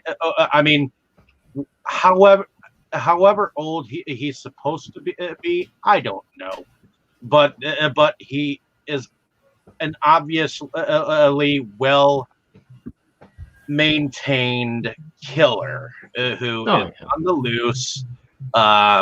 He is obviously not a child anymore. I mean, he's got better toys, so to speak, and different atmospheres and different kills. Most definitely, for the most part. So I found the film entertaining. Like I said, I think the first 3 films are must-sees, and then the rest are kind of like a mixed bag. And we'll get into that definitely as we go through. So, for me, of course, again, I already told you all about my background with it, and I started watching them kind of one after the other. I got the first 2 though before, when I got the Crystal Lake set, which Jake has now, which is technically my previous Crystal Lake set. I had actually only bothered to watch the first 2, and this one did feel cool to see the first appearance of Jason, so to speak, for me. Seeing him without the hockey mask. Again, it really did throw away some of the tropes that I had come to expect of Jason the entire time. So that was a huge thing for me. One of the things I thought about this time, when you mentioned Camp Blood, I'm thinking of the, of course, Camp Blood series that David Sterling produces most of the time. And I thought about this, like the parallels, of course, that Brad Sykes brought to it in the creation of the series. And, of course, the later ones in, like, say, Part 7 with the character in the wheelchair in Part 7 of Camp Blood, played by Kyle, somebody who's been on with us at the time, at one time or another on Inside Movies Galore. So it's kind of cool to see how a lot of these type things kind of get carried over and moving on and seeing it in real time with such a series. Which, of course, if you haven't seen the Camp Blood series, you should take a chance at it, because you can get all of them pretty pretty coolly on a box from David Sterling if you can get a good price from it, and they put sales on, so that's pretty cool as well. But let's talk about plot, shall we? We'll move on to that. Of course, this time we have a slightly different move. We kind of tailor on to the last scene of the first film after, of course, the child rushes up from the lake and pulls her under, and she's in the hospital saying, the boy was still alive, which I agree, in my opinion, I do think should have, instead of being at the end of the first movie, I think it should have been at the beginning of this. And we see our survivor girl trying to survive, but finds out that Jason kind of has plans opposing her plans for survival. And his plans seem to trump hers. And this one, where you've got the famous scene with the refrigerator. And one thing also I want to include on this that is exclusive to the box set. I'm not trying to sell this box set, by the way. As much as I want to say, is they did manage to find some scenes that had been previously lost, oddly enough, in the hands of one of the makeup people, where they had found an old ratty VHS copy of some of the kill scenes, which was kind of cool as well. So one of the things I wanted to do is I'm going to go through each of you. This is this is a trial to see which one of these two styles works better. And I'm going to just go each of you to talk about that scene, like that just beginning setup. And if you got to see the extra scenes, I did. And I thought they were pretty cool to see some of the slight extensions and some of the cool things there, and what you thought of those as well, if you thought that was worth having in the set. So we'll start with you, Mo. What were your thoughts on that first area and that? I don't know if you got to see the same extensions, but if you did, let me know. I did not get to see the extensions because I've not got the set yet. I plan on definitely getting it, though. And I think it's okay. It's a good way to tie up the loose end of the character from the previous movie. The ice pick to the dome is pretty cool. I like to always think about that, because Jason's definitely not smart enough to have put that in there knowing she was going to go to the fridge or something. So I like to think he was just trying to preserve Mama's head, like he just tucked it in there and then it happened to work out. So that's my little 2 cents on that. But yeah, it's all right. It's a solid opener because it immediately kills off the person who survived the last one. And you're going to get a whole new set of kids to kill. So what about you, Dave? What were your thoughts on that part? Did you get to see the deleted scenes there? I did not yet get to see the deleted scenes on the set itself. I kind of have to do that kind of stuff on my own because it's hard to go to the bonus stuff in front of my fiance. She gets annoyed with me when I start some of the making of document and she's like, "Why are you going and doing that? I'm starting to get annoyed with you about it." So I end up having to go and do. So I did not. So I guess I don't have really any opinion as of yet. It's still a relatively new set to me, so I hope to have an opinion of it sometime within the next week or so. Let's before I move on to the next of you, I just want to real quick address again comments in The Exorcist, where I can get hold of the original spider walk scene, and Chris takes her daughter Reagan sightseeing for her birthday. Let's see here. Where can I get hold? I don't know. I've got like the old, I've got the Blu-ray set with all the Exorcist films. Real quick, does any of you have any that has that scene that Derek mentioned in it? Do you know where that is? I don't know. What, the spider walk scene? Yeah. Do you know which edition has that? Yeah, that's in the version you've never seen, or the director's cut. Because I got a couple different ones, and I know it's in one, but yeah, he's right. It's definitely in there, and some other stuff too. Yeah, that stuff. So yeah, I mean The Exorcist is one of those movies that you're better off just owning the cuts of it, because everyone will tell you a different thing. Really, some dude got like pissed at my Exorcist video that I did because I didn't point out the differences between the cuts, and it's like, well, I just assume that people buy that crap, And if you want to see I was gonna say, if you want to see an interesting discussion where we bring on a priest to discuss The Exorcist. And apparently a non-believer also who's very strong in his opinions. That infamous episode. There is an episode of Inside Movies Galore that you can hear where we discuss it more. But I know I have one of them that has the uncut versions that has all of them, but I think that version is out of print. Do y'all know of any? Do any of y'all know of the edition of the directors that is in print?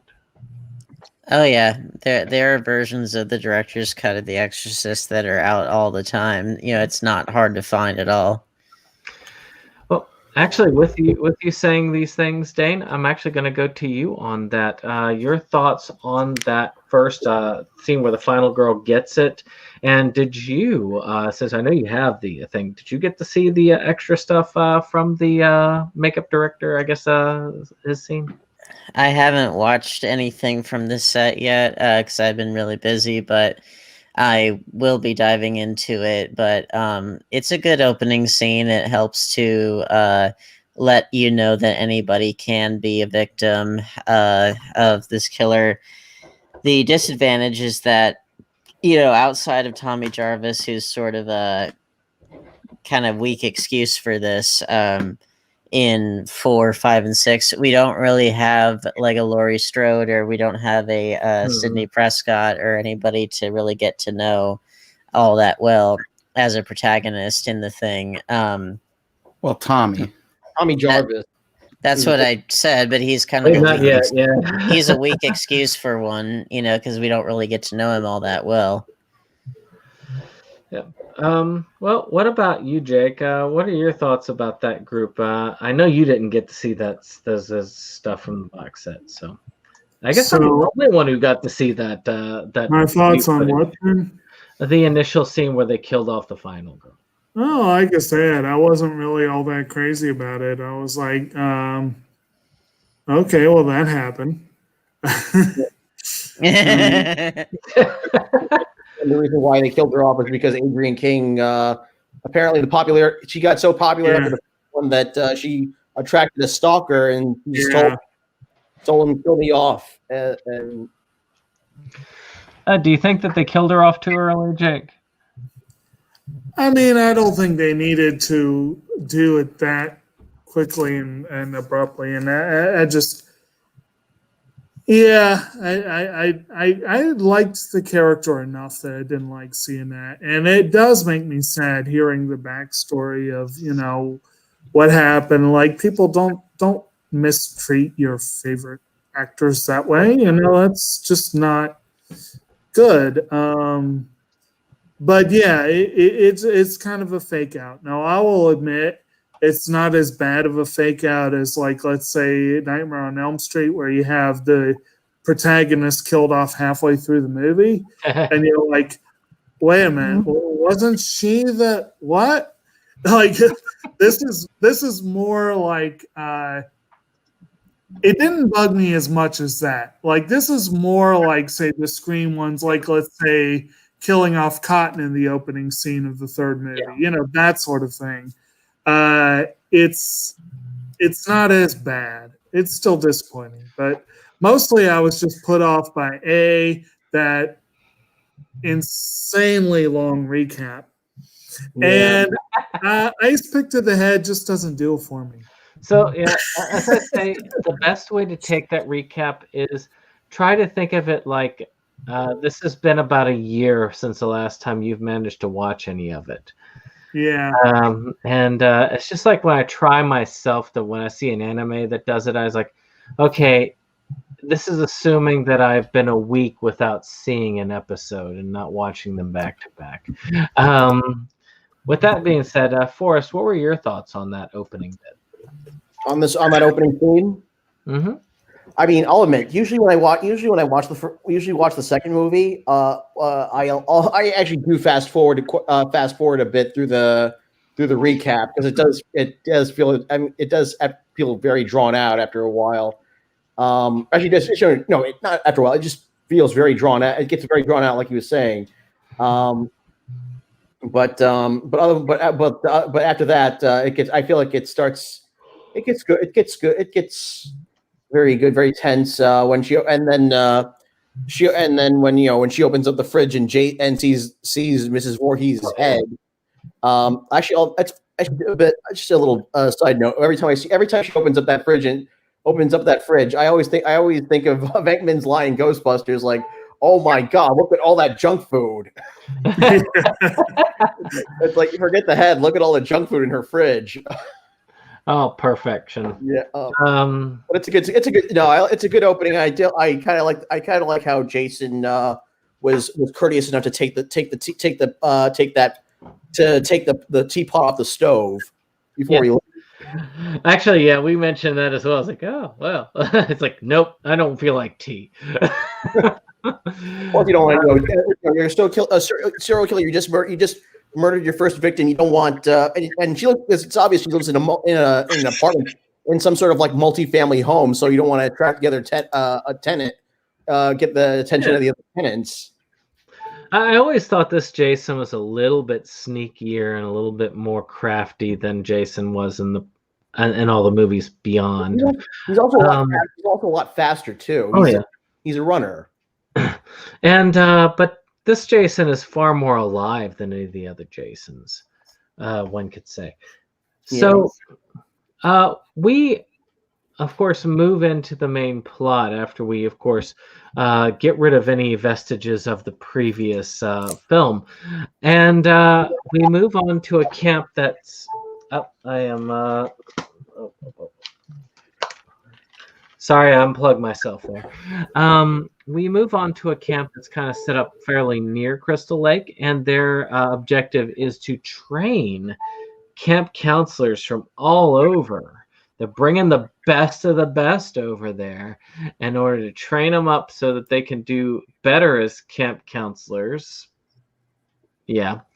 And that is the whole setup. Of course, we get to see our Harbinger again come and warn everybody, you're all doomed.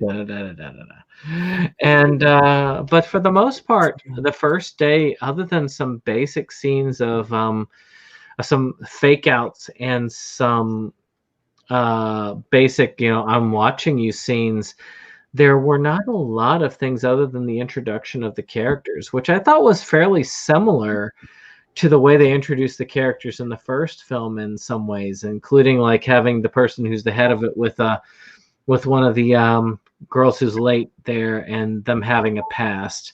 What did y'all think of that setup, giving them like a full-on day essentially to prepare before they all get murdered? Let's talk. Let's start with Forrest, since we ended with you on that. Well, I think of. I'm sorry.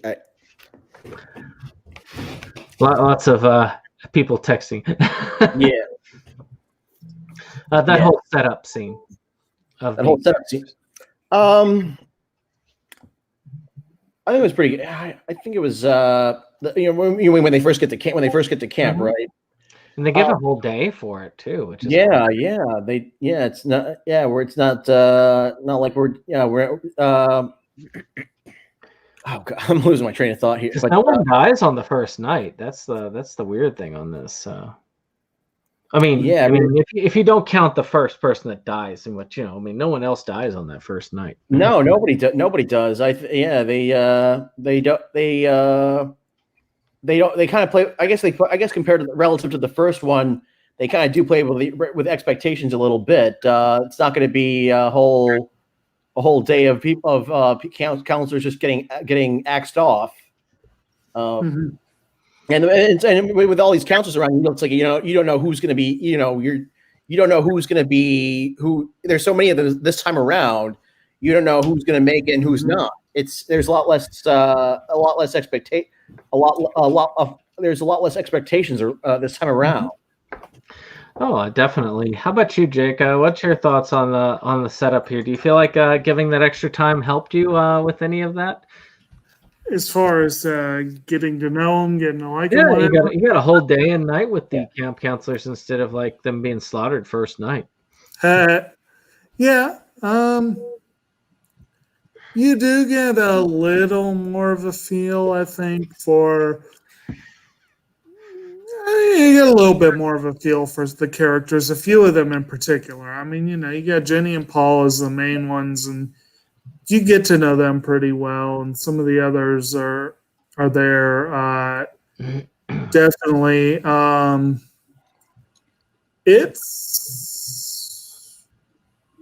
you do get some good interactions in there. But no strip monopoly, I tell you. Yeah, I don't know what they were thinking. So Dane, you're a filmmaker yourself. What did you think of that setup? Do you think that helped give the extra edge as far as knowing the characters and all of that? Yeah, definitely. I mean, that's something that the first film didn't have nearly as strongly as this one did. Help give it more impact, and just some of the and I said this in the fan film one that we did, but the Friday the 13th series definitely is all about the vignettes of the various characters and all the mischief that they get up to and all that stuff. And, this one kind of helped to establish that a little bit better than the first one. The first one feels more like a prototype of that model, but this one, it helps to make it come into full realization.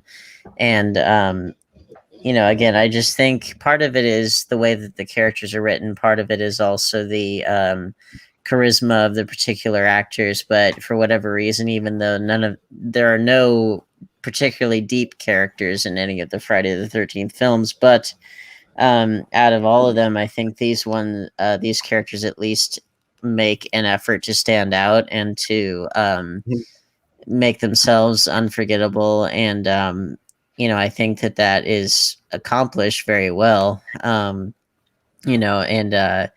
that's what you want to do. It's like that's especially critical if you're doing something low budget or something that is where you don't have a whole lot of time with which to like really flesh out characters. It's like if you can communicate who they are pretty quickly and at least make them memorable, if not, really fleshed out or whatever. So even if you can't do that, or if it's like an ensemble thing, the more that you can make them distinct, that'll help you with allowing the audience to at least remember who everyone is. Because I'm with Milos Forman in the sense that he can't stand when extras or supporting characters, when they tend to look the same, and when people just kind of come in and out, and you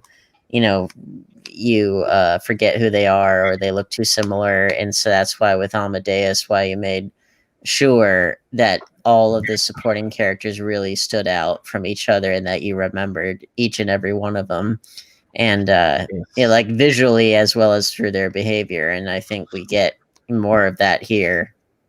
Another exquisite film that should be covered one of these days. Oh yeah, I love Amadeus. So question real quick from Derek. Of course, I think most of us have seen Poltergeist. I don't know of anybody here who hasn't. Of course, what edition is uncut in the box set? I'm guessing this means for the Friday 13th box set. Part 1, Jason Goes to Hell, and the 2009 remake. Which you can get all those separate if you feel like you need to. I don't know if you can get a Blu-ray of the uncut of the original film, but I know you can get it of the remake and Jason Goes to Hell. Yeah, you can get a Blu-ray of the uncut of the first one. I know that Jason Goes to Hell and Jason X, at least in the United States, and I don't even know internationally, those ones are ones you cannot find separately on Blu-ray, as far as I know. Every other one you can in some form or another. But yeah, those ones, that's part of why it's good to track down the set, because those two, they've been put out on DVD plenty, but not on Blu-ray outside of these sets.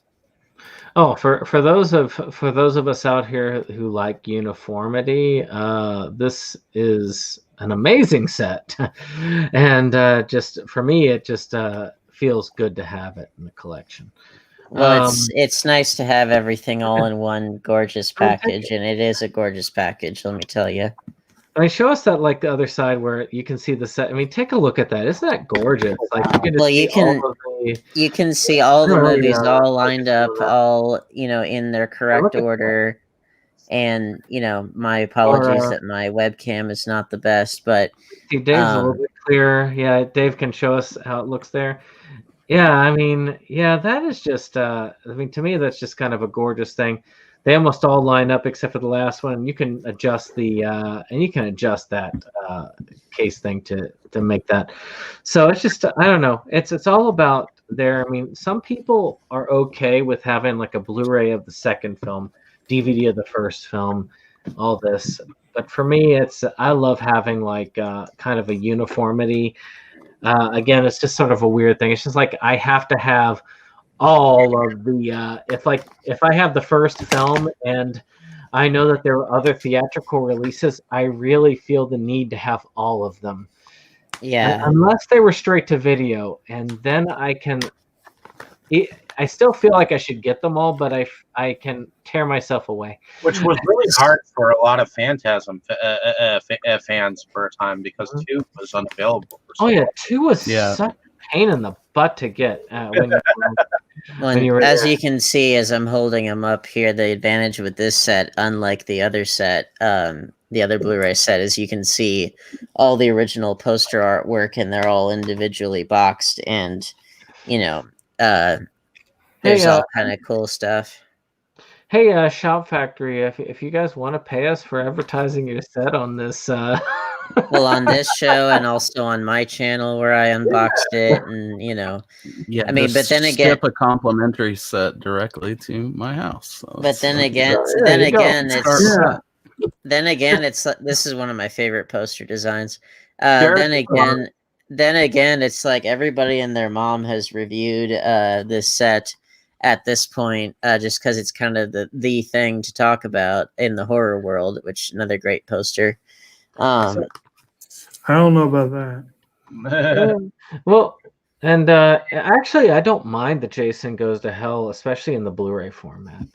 I think it looks pretty cool. But with that being said, I'm going to move on to Dave and Mo, and then I'm going to, because I had forgotten to hit it, because again, I'm trying to establish something new, and new things take a moment. I'm going to go ahead and show the trailer, but we'll go ahead to Dave and Mo about that first establishing scene. So we'll start with Dave, that we've gotten all those. So Dave, tell me, what did you think about having a day to establish the characters and basic plot instead of killing them the first night? Having Jason establish the characters? Well, basically having the camp counselors established, and basically instead of having Jason kill them off the first day, giving them a full day to and night to prep. Well, I think it fits with the film because obviously the character that we see in the very beginning get stabbed in the temple for her character was probably off from Camp Crystal Lake. She was recovering, she was probably recovering somewhere not near the lake, so he was probably busy finishing her off while these camp counselors were moving in on the place and getting themselves established. So in that reality, I feel like the beginning, having them established a little bit, is plausible. And it is important to differentiate that this is not Camp Crystal Lake that they're at. It's just they are close. Plus, Paul, the head of the head counselor, he mentioned that it had been 5 years since that Alice had been last seen. Very good, very awesome. So Mo, what did you think of that establishing scene there, where you got to have a day to meet the characters? Oh, well, it's cool, man. I mean, I would echo a lot of what Forrest said, and that just it gives you time to realize that holy shit, there's a lot more kids out here this time. So it could be any of these people. Like, there's a lot more options. So your expectations aren't set in stone of who's going to be killed right away. Pretty quickly you realize like anybody who doesn't get a name in the movie is probably safe, you know. Yeah.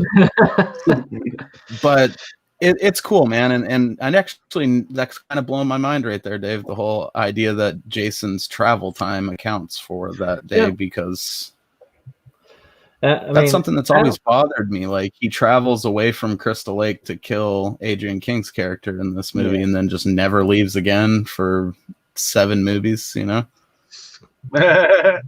Well, I think that I do think that like it must have been close.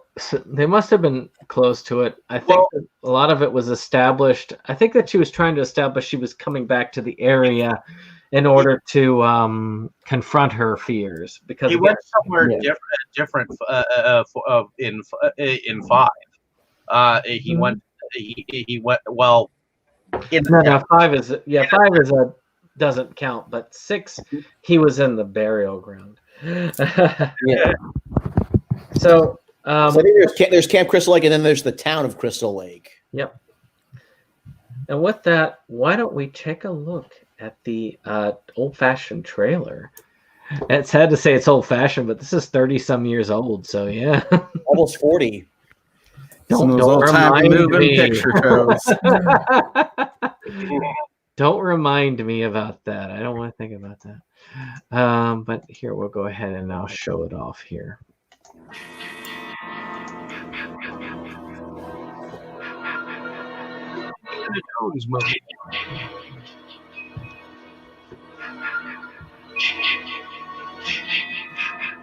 Same mode.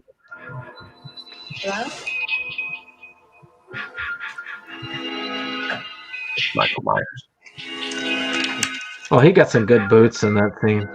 On a June night in 1980, Friday the 13th, 12 of her friends were murdered. No. Oh. Why a should couple of those weren't her friends? 1981 be any different? Friday the 13th, Part 2. The body count continues. 14. All doomed. You're all doomed. Doomed. 15. Wait, how are we at 15? It stopped at 12 in the last one. It was 15. So it's continuing. 17. I don't care. This guy with his sexy voice can lie to me all he wants. Well, this is pre Christopher Reeves. 19. Oh, we saw the Chainsaw Massacre just a few years earlier with they're getting lost. Or Vicky. 21. 22. I hate it when they took him out. Sandra? Yeah.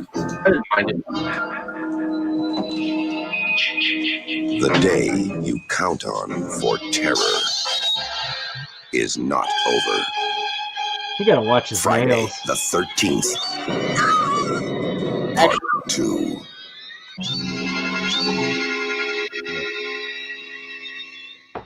So that was, of course, a little bit shorter than the original trailer. Of course, again, the trailer indicates like that there were 12 that died in the first part, which is kind of weird.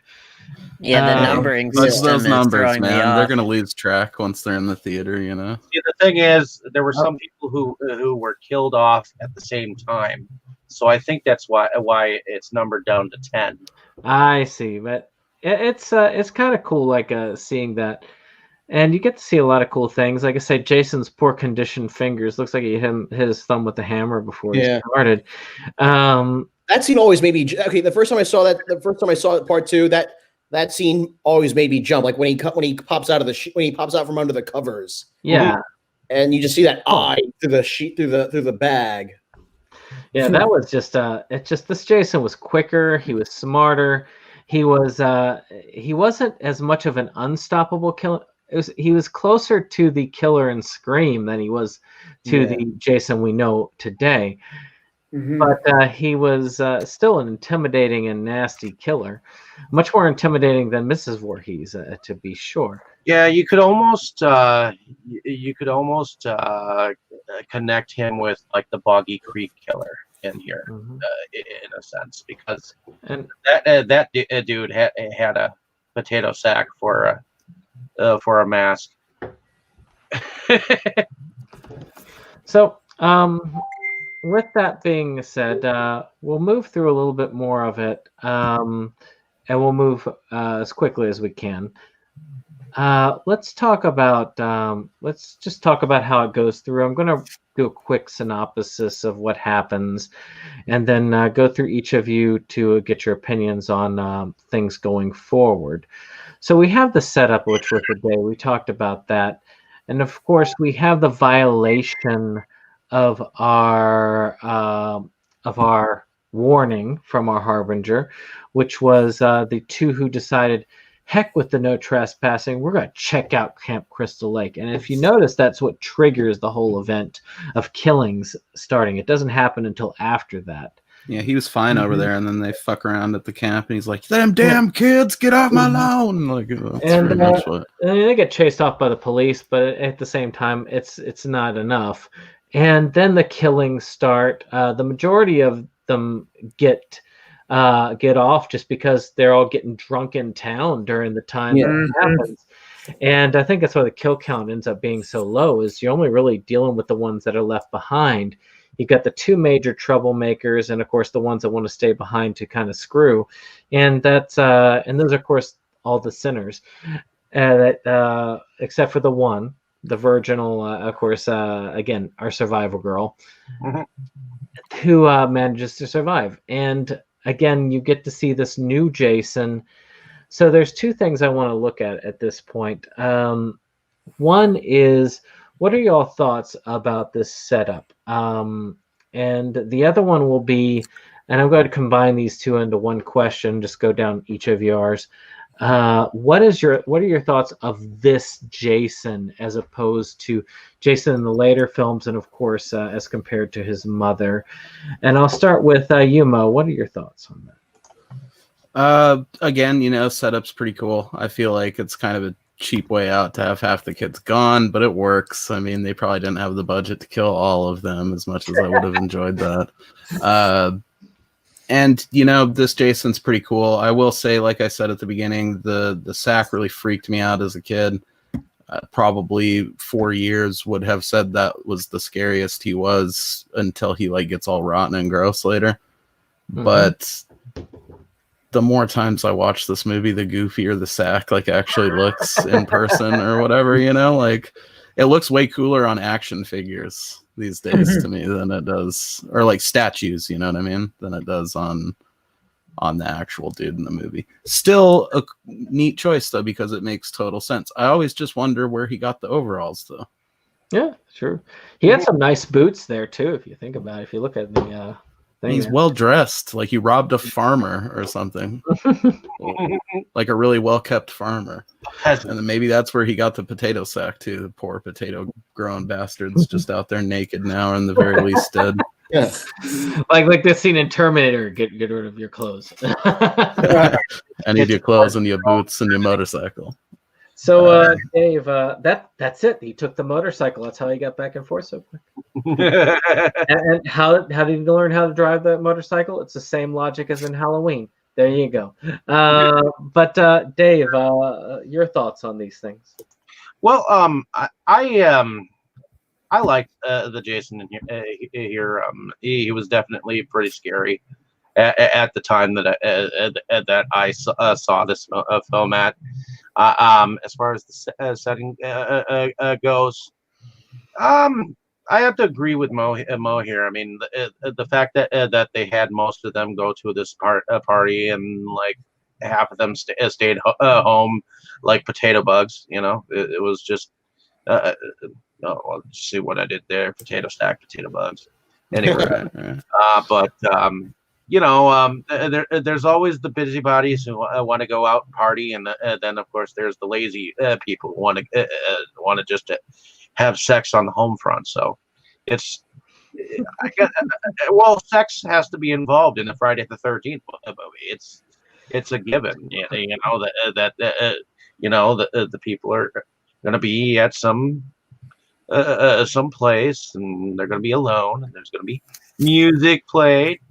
Going to be neighbors involved, and vice versa. I mean, damn, Dave.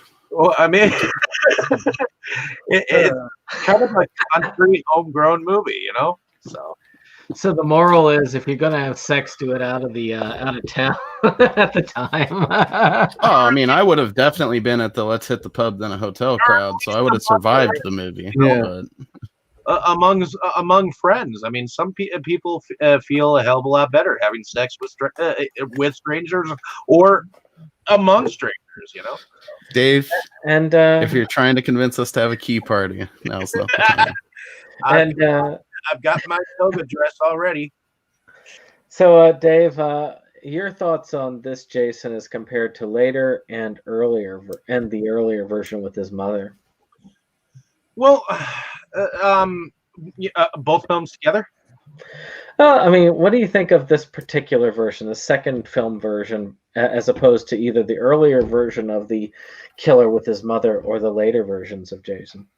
Well, I look at this as like the Jason film before he actually realized what his full potential could be. Jason that could. Yeah, basically. Except he's not so little anymore, and he's grown into his overalls. So to me, it's kind of like the Mice and Men version of oh man of a slasher film. So the rabbits got the gigantic lug of a character who's not exactly the smartest can in the bunch, but he definitely can has a mean baseball swing. So, he's. I like the fact that there's a few pitchforks in here too. So that's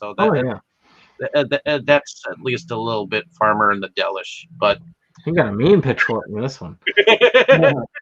So Dane, your thoughts on the basic concept of leaving them alone, basically to get slaughtered, versus, and of course, your impressions of this Jason versus later, and of course the earlier iteration.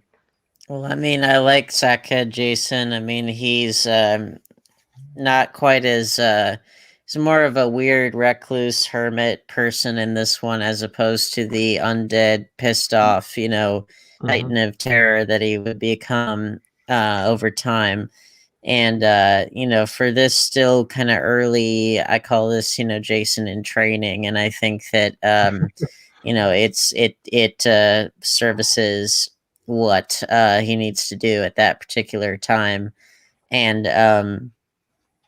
I think that him being enraptured by his mother's sweater and kind of keeping a shrine to her and everything, that's pretty critical to his character. And I think that it really does a lot of really important work to propel the mythology of Jason forward. Indeed. Awesome. Yes. I mean, they've already got her severed, rotting head in a shed, like right in the second movie. I do find that impressive. They had that thought out already at that point. Oh, heck yeah. I agree. Was it in the fridge that she found the head of the mother? Oh, yeah. That's, you put that in there kind of as a, hey, you killed my mother. Hey, That's how I still say, dude, that long motorcycle ride, it was probably getting a bit ripe. He's like, I got to chill this noggin down. So he just put it in the fridge, and then it just worked out like a happy coincidence. Maybe that's what Jason basically had in his fridge.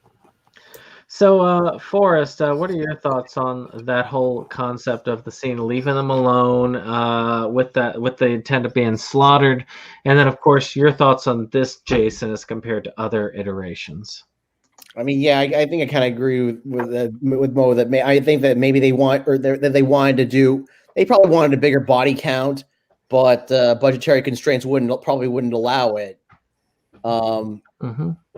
But and also, earlier I did mention that the prankster in this movie, he goes off. He goes off with all the other counselors. Like this is, like I said, he's the kind of character that, because he was the guy who pranked Jeff and Sandra earlier in the movie. He had their car towed just to mess with them, and so he's the kind of character that you expect to be killed off, but no, he actually survives by doing the kind of thing that would get anybody killed in any other slasher flick by going out to party, drinking party.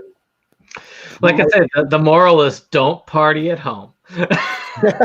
Or go all out with it, and just be more like that dude. Also, I noticed, like, because also I noticed there was a few minority counselors in this one, and they also, like, in any other movie they would have been killed off, but they go and do the wrong thing by partying and survive. Again, they're feeling out that slasher formula.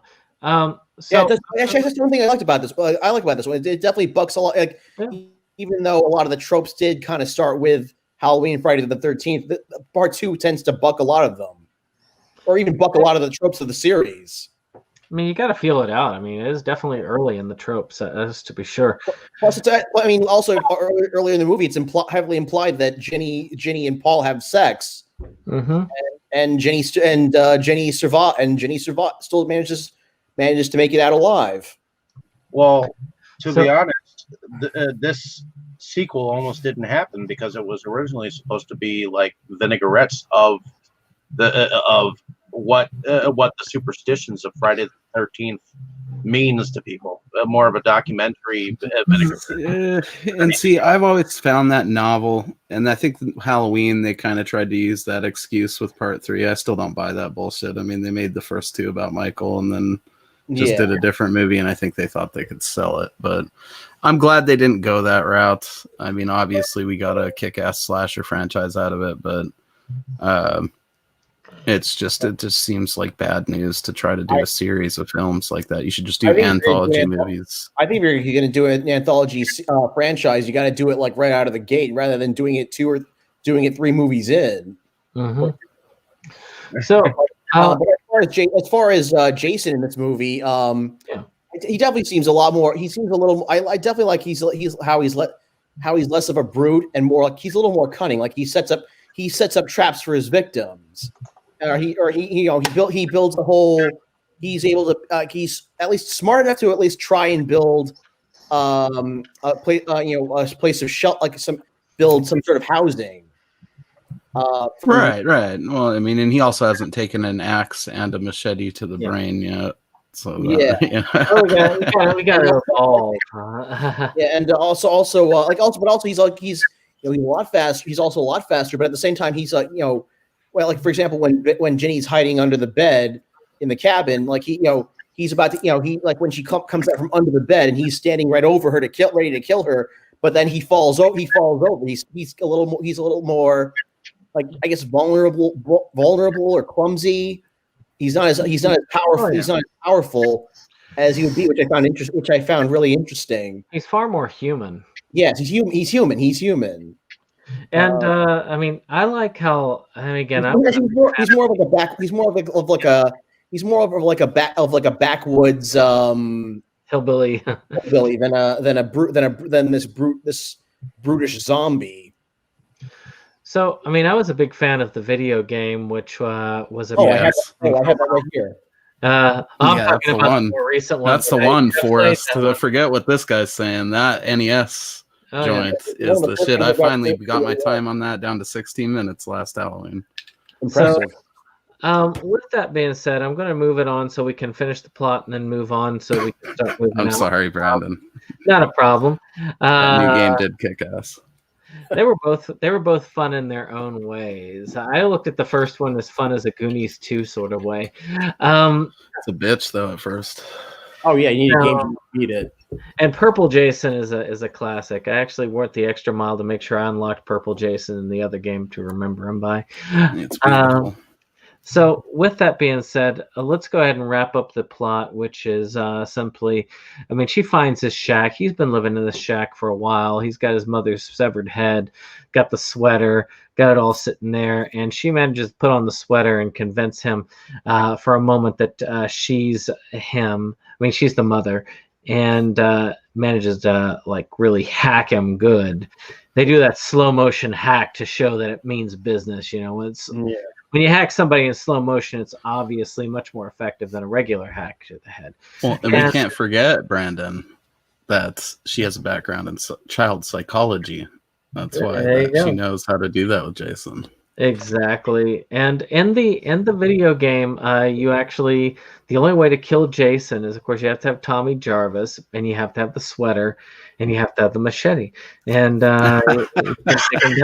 so, in any case, but she didn't have Tommy Jarvis, which is why at the very end, where they think they're safe, of course, Hillbilly Jason, maskless, goes in and just kicks and basically takes her out like that end of the other. But instead of having a scene, can't be seen after that, they kind of end on it, which is cool. So let's go one by one and talk about the end there, and then we'll move from there into special effects and music. So let's start with Forrest. What are your thoughts on that? On the ending? Yep, on the ending whole thing with the sweater at first, and of course the last scene. I mean, I think that was definitely a smart move on Ginny's part. She was able to manipulate and exploit his weaknesses. And he also used that knowledge, her knowledge of her psychological knowledge. Yep. And you got to see that you got to see more of that acting from the female actress that played. Yeah, from Amy Steele. Actually, on that note, when I saw the movie, when I saw it in theaters last year, Amy Steele did say that, because it's kind of left ambiguous in the movie, but Amy Steele confirmed that yes, Paul was killed at the end of 2. At the end of the movie. Didn't that dude that played Jason also have to go to the emergency room because she really whacked him with the machete at one point during that? I heard that, yeah. Yeah, I feel like I heard that on the special features of one of them. What about you, Jake? What are your thoughts on the ending? Yeah. I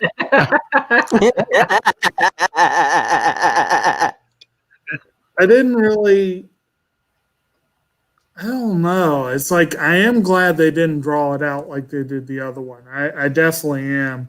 But again, you've got that big jump scare right at the end. It's like, what about the sweater thing? You thought that was at least clever? I thought that was clever. I thought that part was kind of cool. That was kind of gross. She must have. She definitely wanted it. Want to be right. It was kind of clever, and I give her that. But she'd already peed herself earlier, and I think she was basically beyond that. Yeah. So how about you, Dane? What are your thoughts on the ending? A very effective ending. I liked the psychological aspects of, Jason and his relationship with his mother. Again, could have been explored a lot more in depth. I think that would have made him a more psychologically rich character if they'd have done that, but then it would have been a different series. But I think out of all the protagonists, I think she showed some cleverness and strength, and was able to stand out, I think, among the rest. Very awesome. What did you think that jump scare at the end was worth it? I mean, jump scares, the Friday the 13th series, it did kind of pioneer a lot of what the mainstream public knows horror films to be these days, for better or for worse. And one of those traits is, the last scene jump scare. I mean, that one has become such a feature of horror films that, when it doesn't have that, then it seems weird or which I like the fact that the Scream films, like, they did have they did have some last minute jump scares in the climax of the movies, but it was partially, it was kind of a meta joke, but it also was not like the very last shot of the movie, because they did have proper like epilogues and everything. So that to me is a little bit more skillful than just, oh, it's the end of the horror movie, we have to have that last jump scare, you know. It's also easy to look back on that stuff from the perspective of now and kind of scoff at the jump scares, but at the time it wasn't as common of a thing as Dane pointed out kind of there. And it's, you know, this one I look at as like a cool homage to the end of the first one. So while you're going on that, what are your thoughts on that ending? I mean, it's cool. I think the psychology thing of it is pretty neat. You know, her putting on the sweater of his mom, and she's also like a blonde lady or whatever. The little tidbit of knowing the dude was like really I mean, I'm not stoked he got hit with a machete, but it kind of makes some of the intensity of it seem artificially enhanced, even though I'm sure it was a really awkward moment for all involved. And you know, the jump scare is pretty rad because that's where we finally get to see Jason without the potato sack, like for real, and he looks pretty awesome, like pretty much what you would expect some like mongoloid hillbilly guy. And it's just good stuff, man. That dude really came through that wall pretty hard. It's, you know, it's effective. I think, again, though, I just want to reiterate, it's easy to look at these jump scares and these and kind of be like lame, but for their time, if you imagine, you know, it not being a common thing in horror movies and then seeing the first one in the theater and then, you know, maybe like you expect that they're not going to do the same thing twice, right? And then they do it. Like, I could see having mixed feelings about seeing this live the first time, just in that sense. But again, you wouldn't have dozens of other examples of them just constantly doing that, so it would still have a little bit of excitement to it.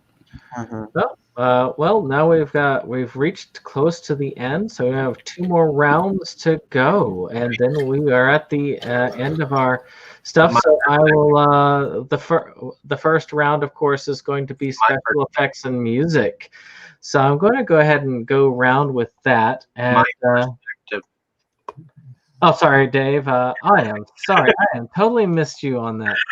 Go ahead and get your stuff before we move on. Well, I like the psychology of the survivor victim. I'm kind of surprised that this is the only Friday the 13th movie where we actually have someone who pontificates the closeness that he had with his mother. You know. Well, Freddy does it in Freddy versus Jason, and there's some just distasteful stuff in the comic books. But Friday the 13th itself, right? in the Friday the 13th franchise, this is the only film that we have someone relating to Jason to try to get him to calm down or at least distract him. So in that reality, that makes this a different film. The other thing is that it introduces us to Jason's obsession with windows, whether going into them or throwing some people out of them. So don't want to throw Threw it out the window. I mean, there are several times in later films that you actually see his victims getting thrown out of broken windows. So, or him smashing the windows. So with that being said, now we'll move on to music and effects. So I'm just going to hit each of you, and then once we hit that, we'll move on to the final round and move through. So we'll go ahead with music and effects, and we'll start with you, Mo. Actually, yeah, why don't we start with you, Mo? What are your thoughts on the music and special effects? The music's pretty good. I mean, it's, you know, just continuing that same thing. I feel like the music all sort of eventually becomes its own thing as a whole through all the movies, you know, because none of them really have drastically different soundtracks to my memory. Yeah, no. I mean, except for the Alice Cooper track, some of the tracks as they go later get cool, but not yet. Yeah, I mean, it's in general they're just adding more, I guess, to that overall motif of the soundtrack for these. The effects were serviceable. You're not really getting like full on gore. It maybe wasn't executed as artfully as the first one, but there was more intensity behind the kills in general, so it maybe made up for not being as splattery as later installments would become. Obviously, some of the stuff in part 3 is a little weird because of the 3D effect, and then in part 4 we start getting a little bit more visceral action in there. But this is still very much in line with the first one in a lot of ways, but just better. Special shout out to that scene where he whacks the dude in the wheelchair and he goes down the stairs. Fun fact, that was actually the inspiration for the scene in Mac and Me where the kid goes down the hill on the wheelchair. I just made that up, but you should watch both movies repeatedly. And there's an extension of that scene on the set too, on the book set. I thought there was a scene similar to that in The Changeling as well. Actually, another good fact: the alien from Mac and Me actually played tiny bald-headed Jason. Okay, so 6 degrees of Kevin Bacon or something. Dave, what were your thoughts on the music and special effects? Well, I thought that the music didn't really change much from the first film, but as normal, the music went well with the film, and it did its job. So it's not like anything's strenuously added. I just think maybe it was placed a little differently for some of the scenes, but all in all, I thought it was a well-rounded soundtrack. All right, awesome. How about you, Dane? What are your thoughts, special effects and music? Everything is ramped up to the next level, and in this one, especially the main theme, I think is better this time around. It's more fully realized, and special effects are, they had a slightly bigger budget, and so everything is just able to be more fully realized. And I think out of all the it has one of my favorite opening versions of the main theme in this one. And makeup effects, they just continue to improve more or less. All right, Jake, makeup and sound effect or music, sorry. I don't really have much to say on this one that's different from the other. All right. Well, that makes it quick. So I think I'm maybe just too married to Savini effects, though, too, in a sense. Like those throat cuts, or just the way he pulls things off. It just has that little added element of realism. And some of the stuff might have technically looked better in this, but I think it loses a little bit in that account. I know it's different effects, people. How about you, Forrest? What are your thoughts on the music and special effects? Music, it's basically excuse me. To me, it feels more. It feels pretty much like it's the score. The score from the first movie, but with some new cues added in. It's serviceable. But I think the special effects. I would say I think that was definitely maybe not compared to the first movie, only because you don't have that name like Tom Savini attached this time around. But I think there was some good. I think there was definitely some good. There was definitely some good special effects, like Mrs. Voorhees Mrs. Voorhees severed head. Oh God, what was another one that I'm trying to think that really stood out to me? Mark, the scene where Mark, the guy in the wheelchair, getting a machete to the face. That was really well done. I think that part was really well done. That machete throat slit wasn't bad either. Oh yeah. The guy getting caught, who got caught in the trap. That was good. That was the kinky prankster dude who stole their clothes or whatever. I thought I thought that the effects were more brutal in this one than the first one. Definitely, I felt like there was a much more key of anger that just like visceral hatred was shown through. So with that, we're gonna move towards the wrap up, and to wrap this up, and don't worry, I'm gonna make sure I touch back on y'all after we're done to give some outro information. So what I want everybody to talk about in the last bit is your favorite scene from each movie, And then, as a final battle between good versus evil, who would win in just a straight out fight? Hillbilly Jason from Part 2 versus Sloth from the Goonies, because they have a lot of similarities. A lot of torturous background, but one turns out good, one turns out evil. The ultimate battle, who would win? So also both of them have encounters with Corey Feldman. Exactly. So with that saying, of course, your favorite scene from each movie, and who would win in this fight? I'll start with you, Forrest. Favorite scene from each from Part 1 and Part 2. Oh, just any okay. So Part 1 and Part 2. Okay. Oh God, Part 1. I would probably say. For me, it's probably I would probably say when the final show, between Mrs. Oh no, I got it. No, Part 1, Alice decapitates Mrs. Voorhees. Yeah. Great effect. Plus, kind of funny seeing Mrs. Voorhees with her hairy man hands, making trying to grab at her. And then for Part 2, I would probably say, probably I feel like I actually like. Okay, I would say I liked the final jump scare in this one in Part 2 better than the one from the original with Jason bursting through the window. I think it was definitely more effective. So, who do you think would win, Sloth versus Friday 13th 2 Jason? I think Sloth seems a lot more bulkier in comparison to Part 2 Jason. I mean, because really, honestly, Jason, Jason's head, in Part 2, Jason's head is huge. Mm-hmm. Like that, it can his body is so small, but his head is so huge. Whereas it's where he's like a balloon. He's got a head like a balloon.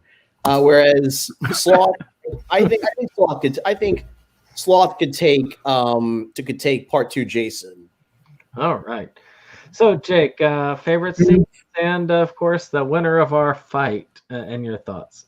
Okay. Well, favorite scene in the first one, I'm not sure there's a clear winner. I'm just going to go with maybe old Ralph. Oh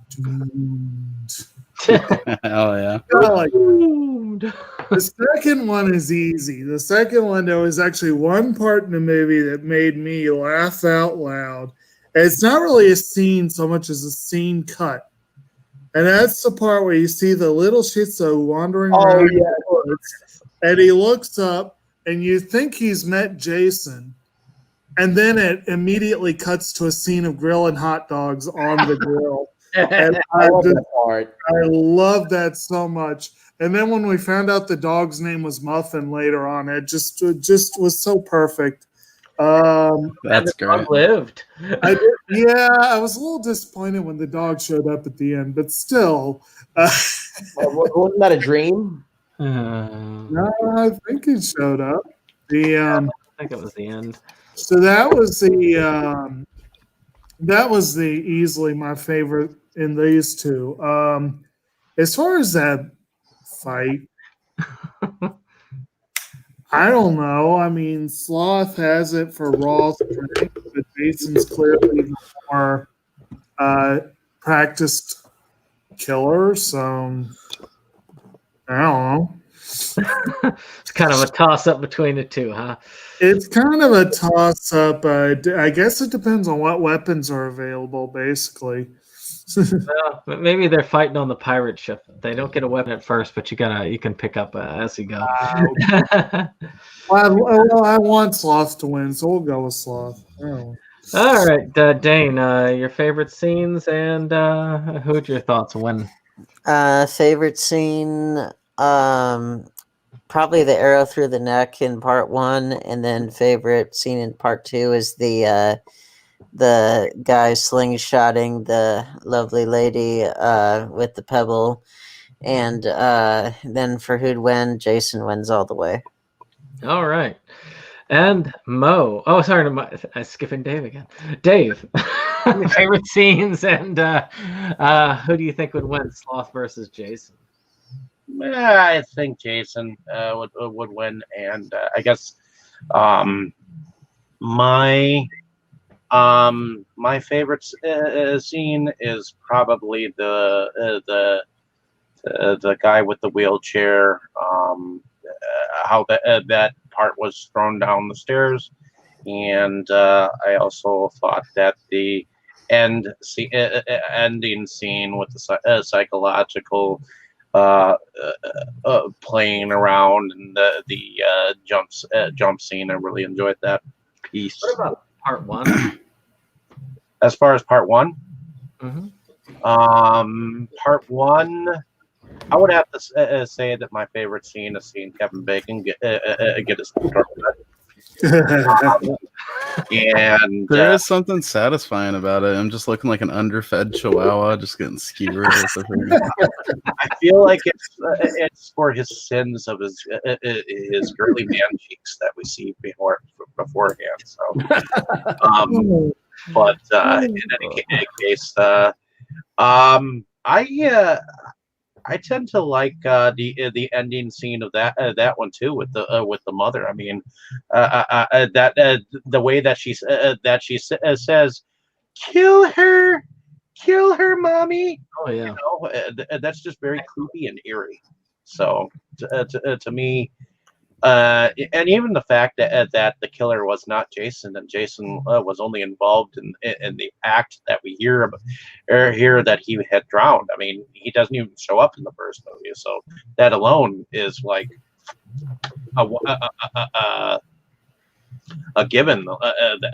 That's kind of how this whole thing starts. So I put more oomph into this first one than some other people do.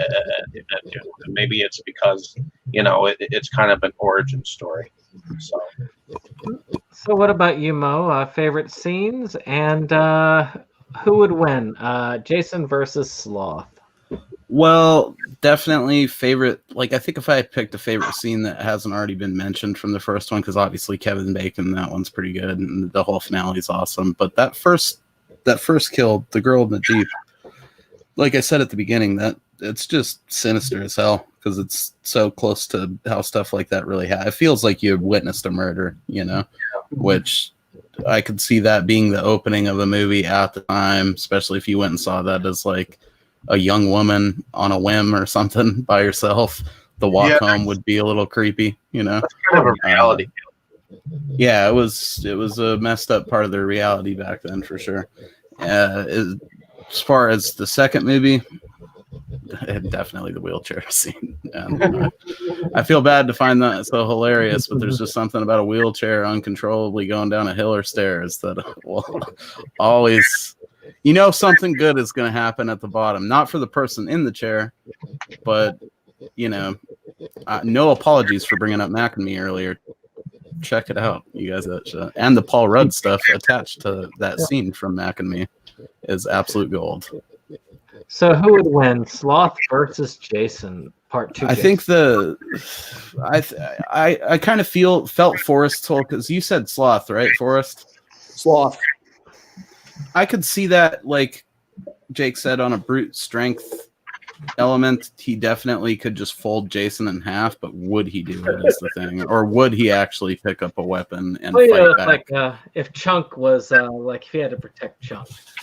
Oh, if this is like an old school pro wrestling stipulation, like Chunk on a pole match, then but yeah, just straight on fight. I think Jake touched on something pretty genius there, and that he's a more practiced murderer, you know. So Sloth is going to toss him around for a minute, and then he's just going to get like a spear through the chest or something. So Jason. So I would go with Sloth, just because I feel like Sloth has, I want to go with the good over the evil. So we're in a draw now between Jason and Sloth, which is fine by me. Favorite scene from the original movie, Strip Monopoly. You can't do anything about Strip Monopoly. Is just the awesome thing there. And the second movie, just the scene with her putting on the sweater and doing that, that's just a really awesome, iconic scene. So with that, I'm going to move to each, and I'm just going to do a quick shout out for each of y'all, and then if I miss anything, let me know. Of course, Mo has Drunken Master Studios, which is an awesome channel. You get to see some game-related content, movie-related content. The Kaiju Quarantine is awesome. The Dragon Ball content is awesome. You should check it out, and he's gone. But Yeah. you can find him if you go to Drunken Master Studios, and it is a great place to go. Dave, of course, is Inside Movies Galore and Delusions of Grandeur. Great movie stuff. Excellent interviews with directors and people involved in the film industry when it comes to these films. I think it's excellent. Tuesday, we've got a discussion. Dane's birthday coming up with Last Samurai and Barton. These are you. So some excellent stuff coming up. So check it out Tuesday night. We're back again. Who knows where things are going to go that way. Dane, of course, is a part of Indie Film Creative. I believe that is I got that right, Indie right? Horror Film Creative. Indie Horror Film Creative. I left the horror out. But also excellent to see him building his collection up. Some excellent insight into each film. Cool looking custom covers. Also, you get to see some indie horror actors and directors on this. A lot of cool stuff, and eventually he's going to do that film school, and we're all going to be excellent filmmakers because of it. So I want us to check that out as well. Then, of course, we've got Forrest, who has produced a lot of, done some production with a lot of horror stuff and a lot of other movies, which is really awesome. And I should mention that next month on Friday, November 13th, I will be driving over to Blairstown, New Jersey, where Friday the 13th, the original Friday the 13th was filmed, and I'll be doing a day trip at Camp Novi Bosco, where the original Camp Crystal Lake. So at the week after that, if you come on with us for another one of these parts, you need to give us a full rundown as to what happened. I will definitely be back with a full report. I don't know how to get pictures or video on here yet, but I'll try and work on that. Gotta let us know you survive. And then of course we got Kotobuki Jake, which is my co-host. We got some cool stuff. He put in his 2 cents about some of the stuff coming out next week on our pickups on Wednesday, so you should check that out. Also, if you can, check out his channel. He's got only a few videos on there right now, but they're excellent videos about nature. And then send him encouragement, say more videos. And eventually Kotobuki Jake, When Nature Calls, Part 3. So with that being said, I hope y'all were okay with my abridged versions of y'all's outro there. But again, I respect each one of y'all, and of course coming on with me tonight. So with that being said, I know it's late, so I, at least on my side of the coast, will share with 3 of us aside from me. So with that being said, we'll say good night. Good night. Good night.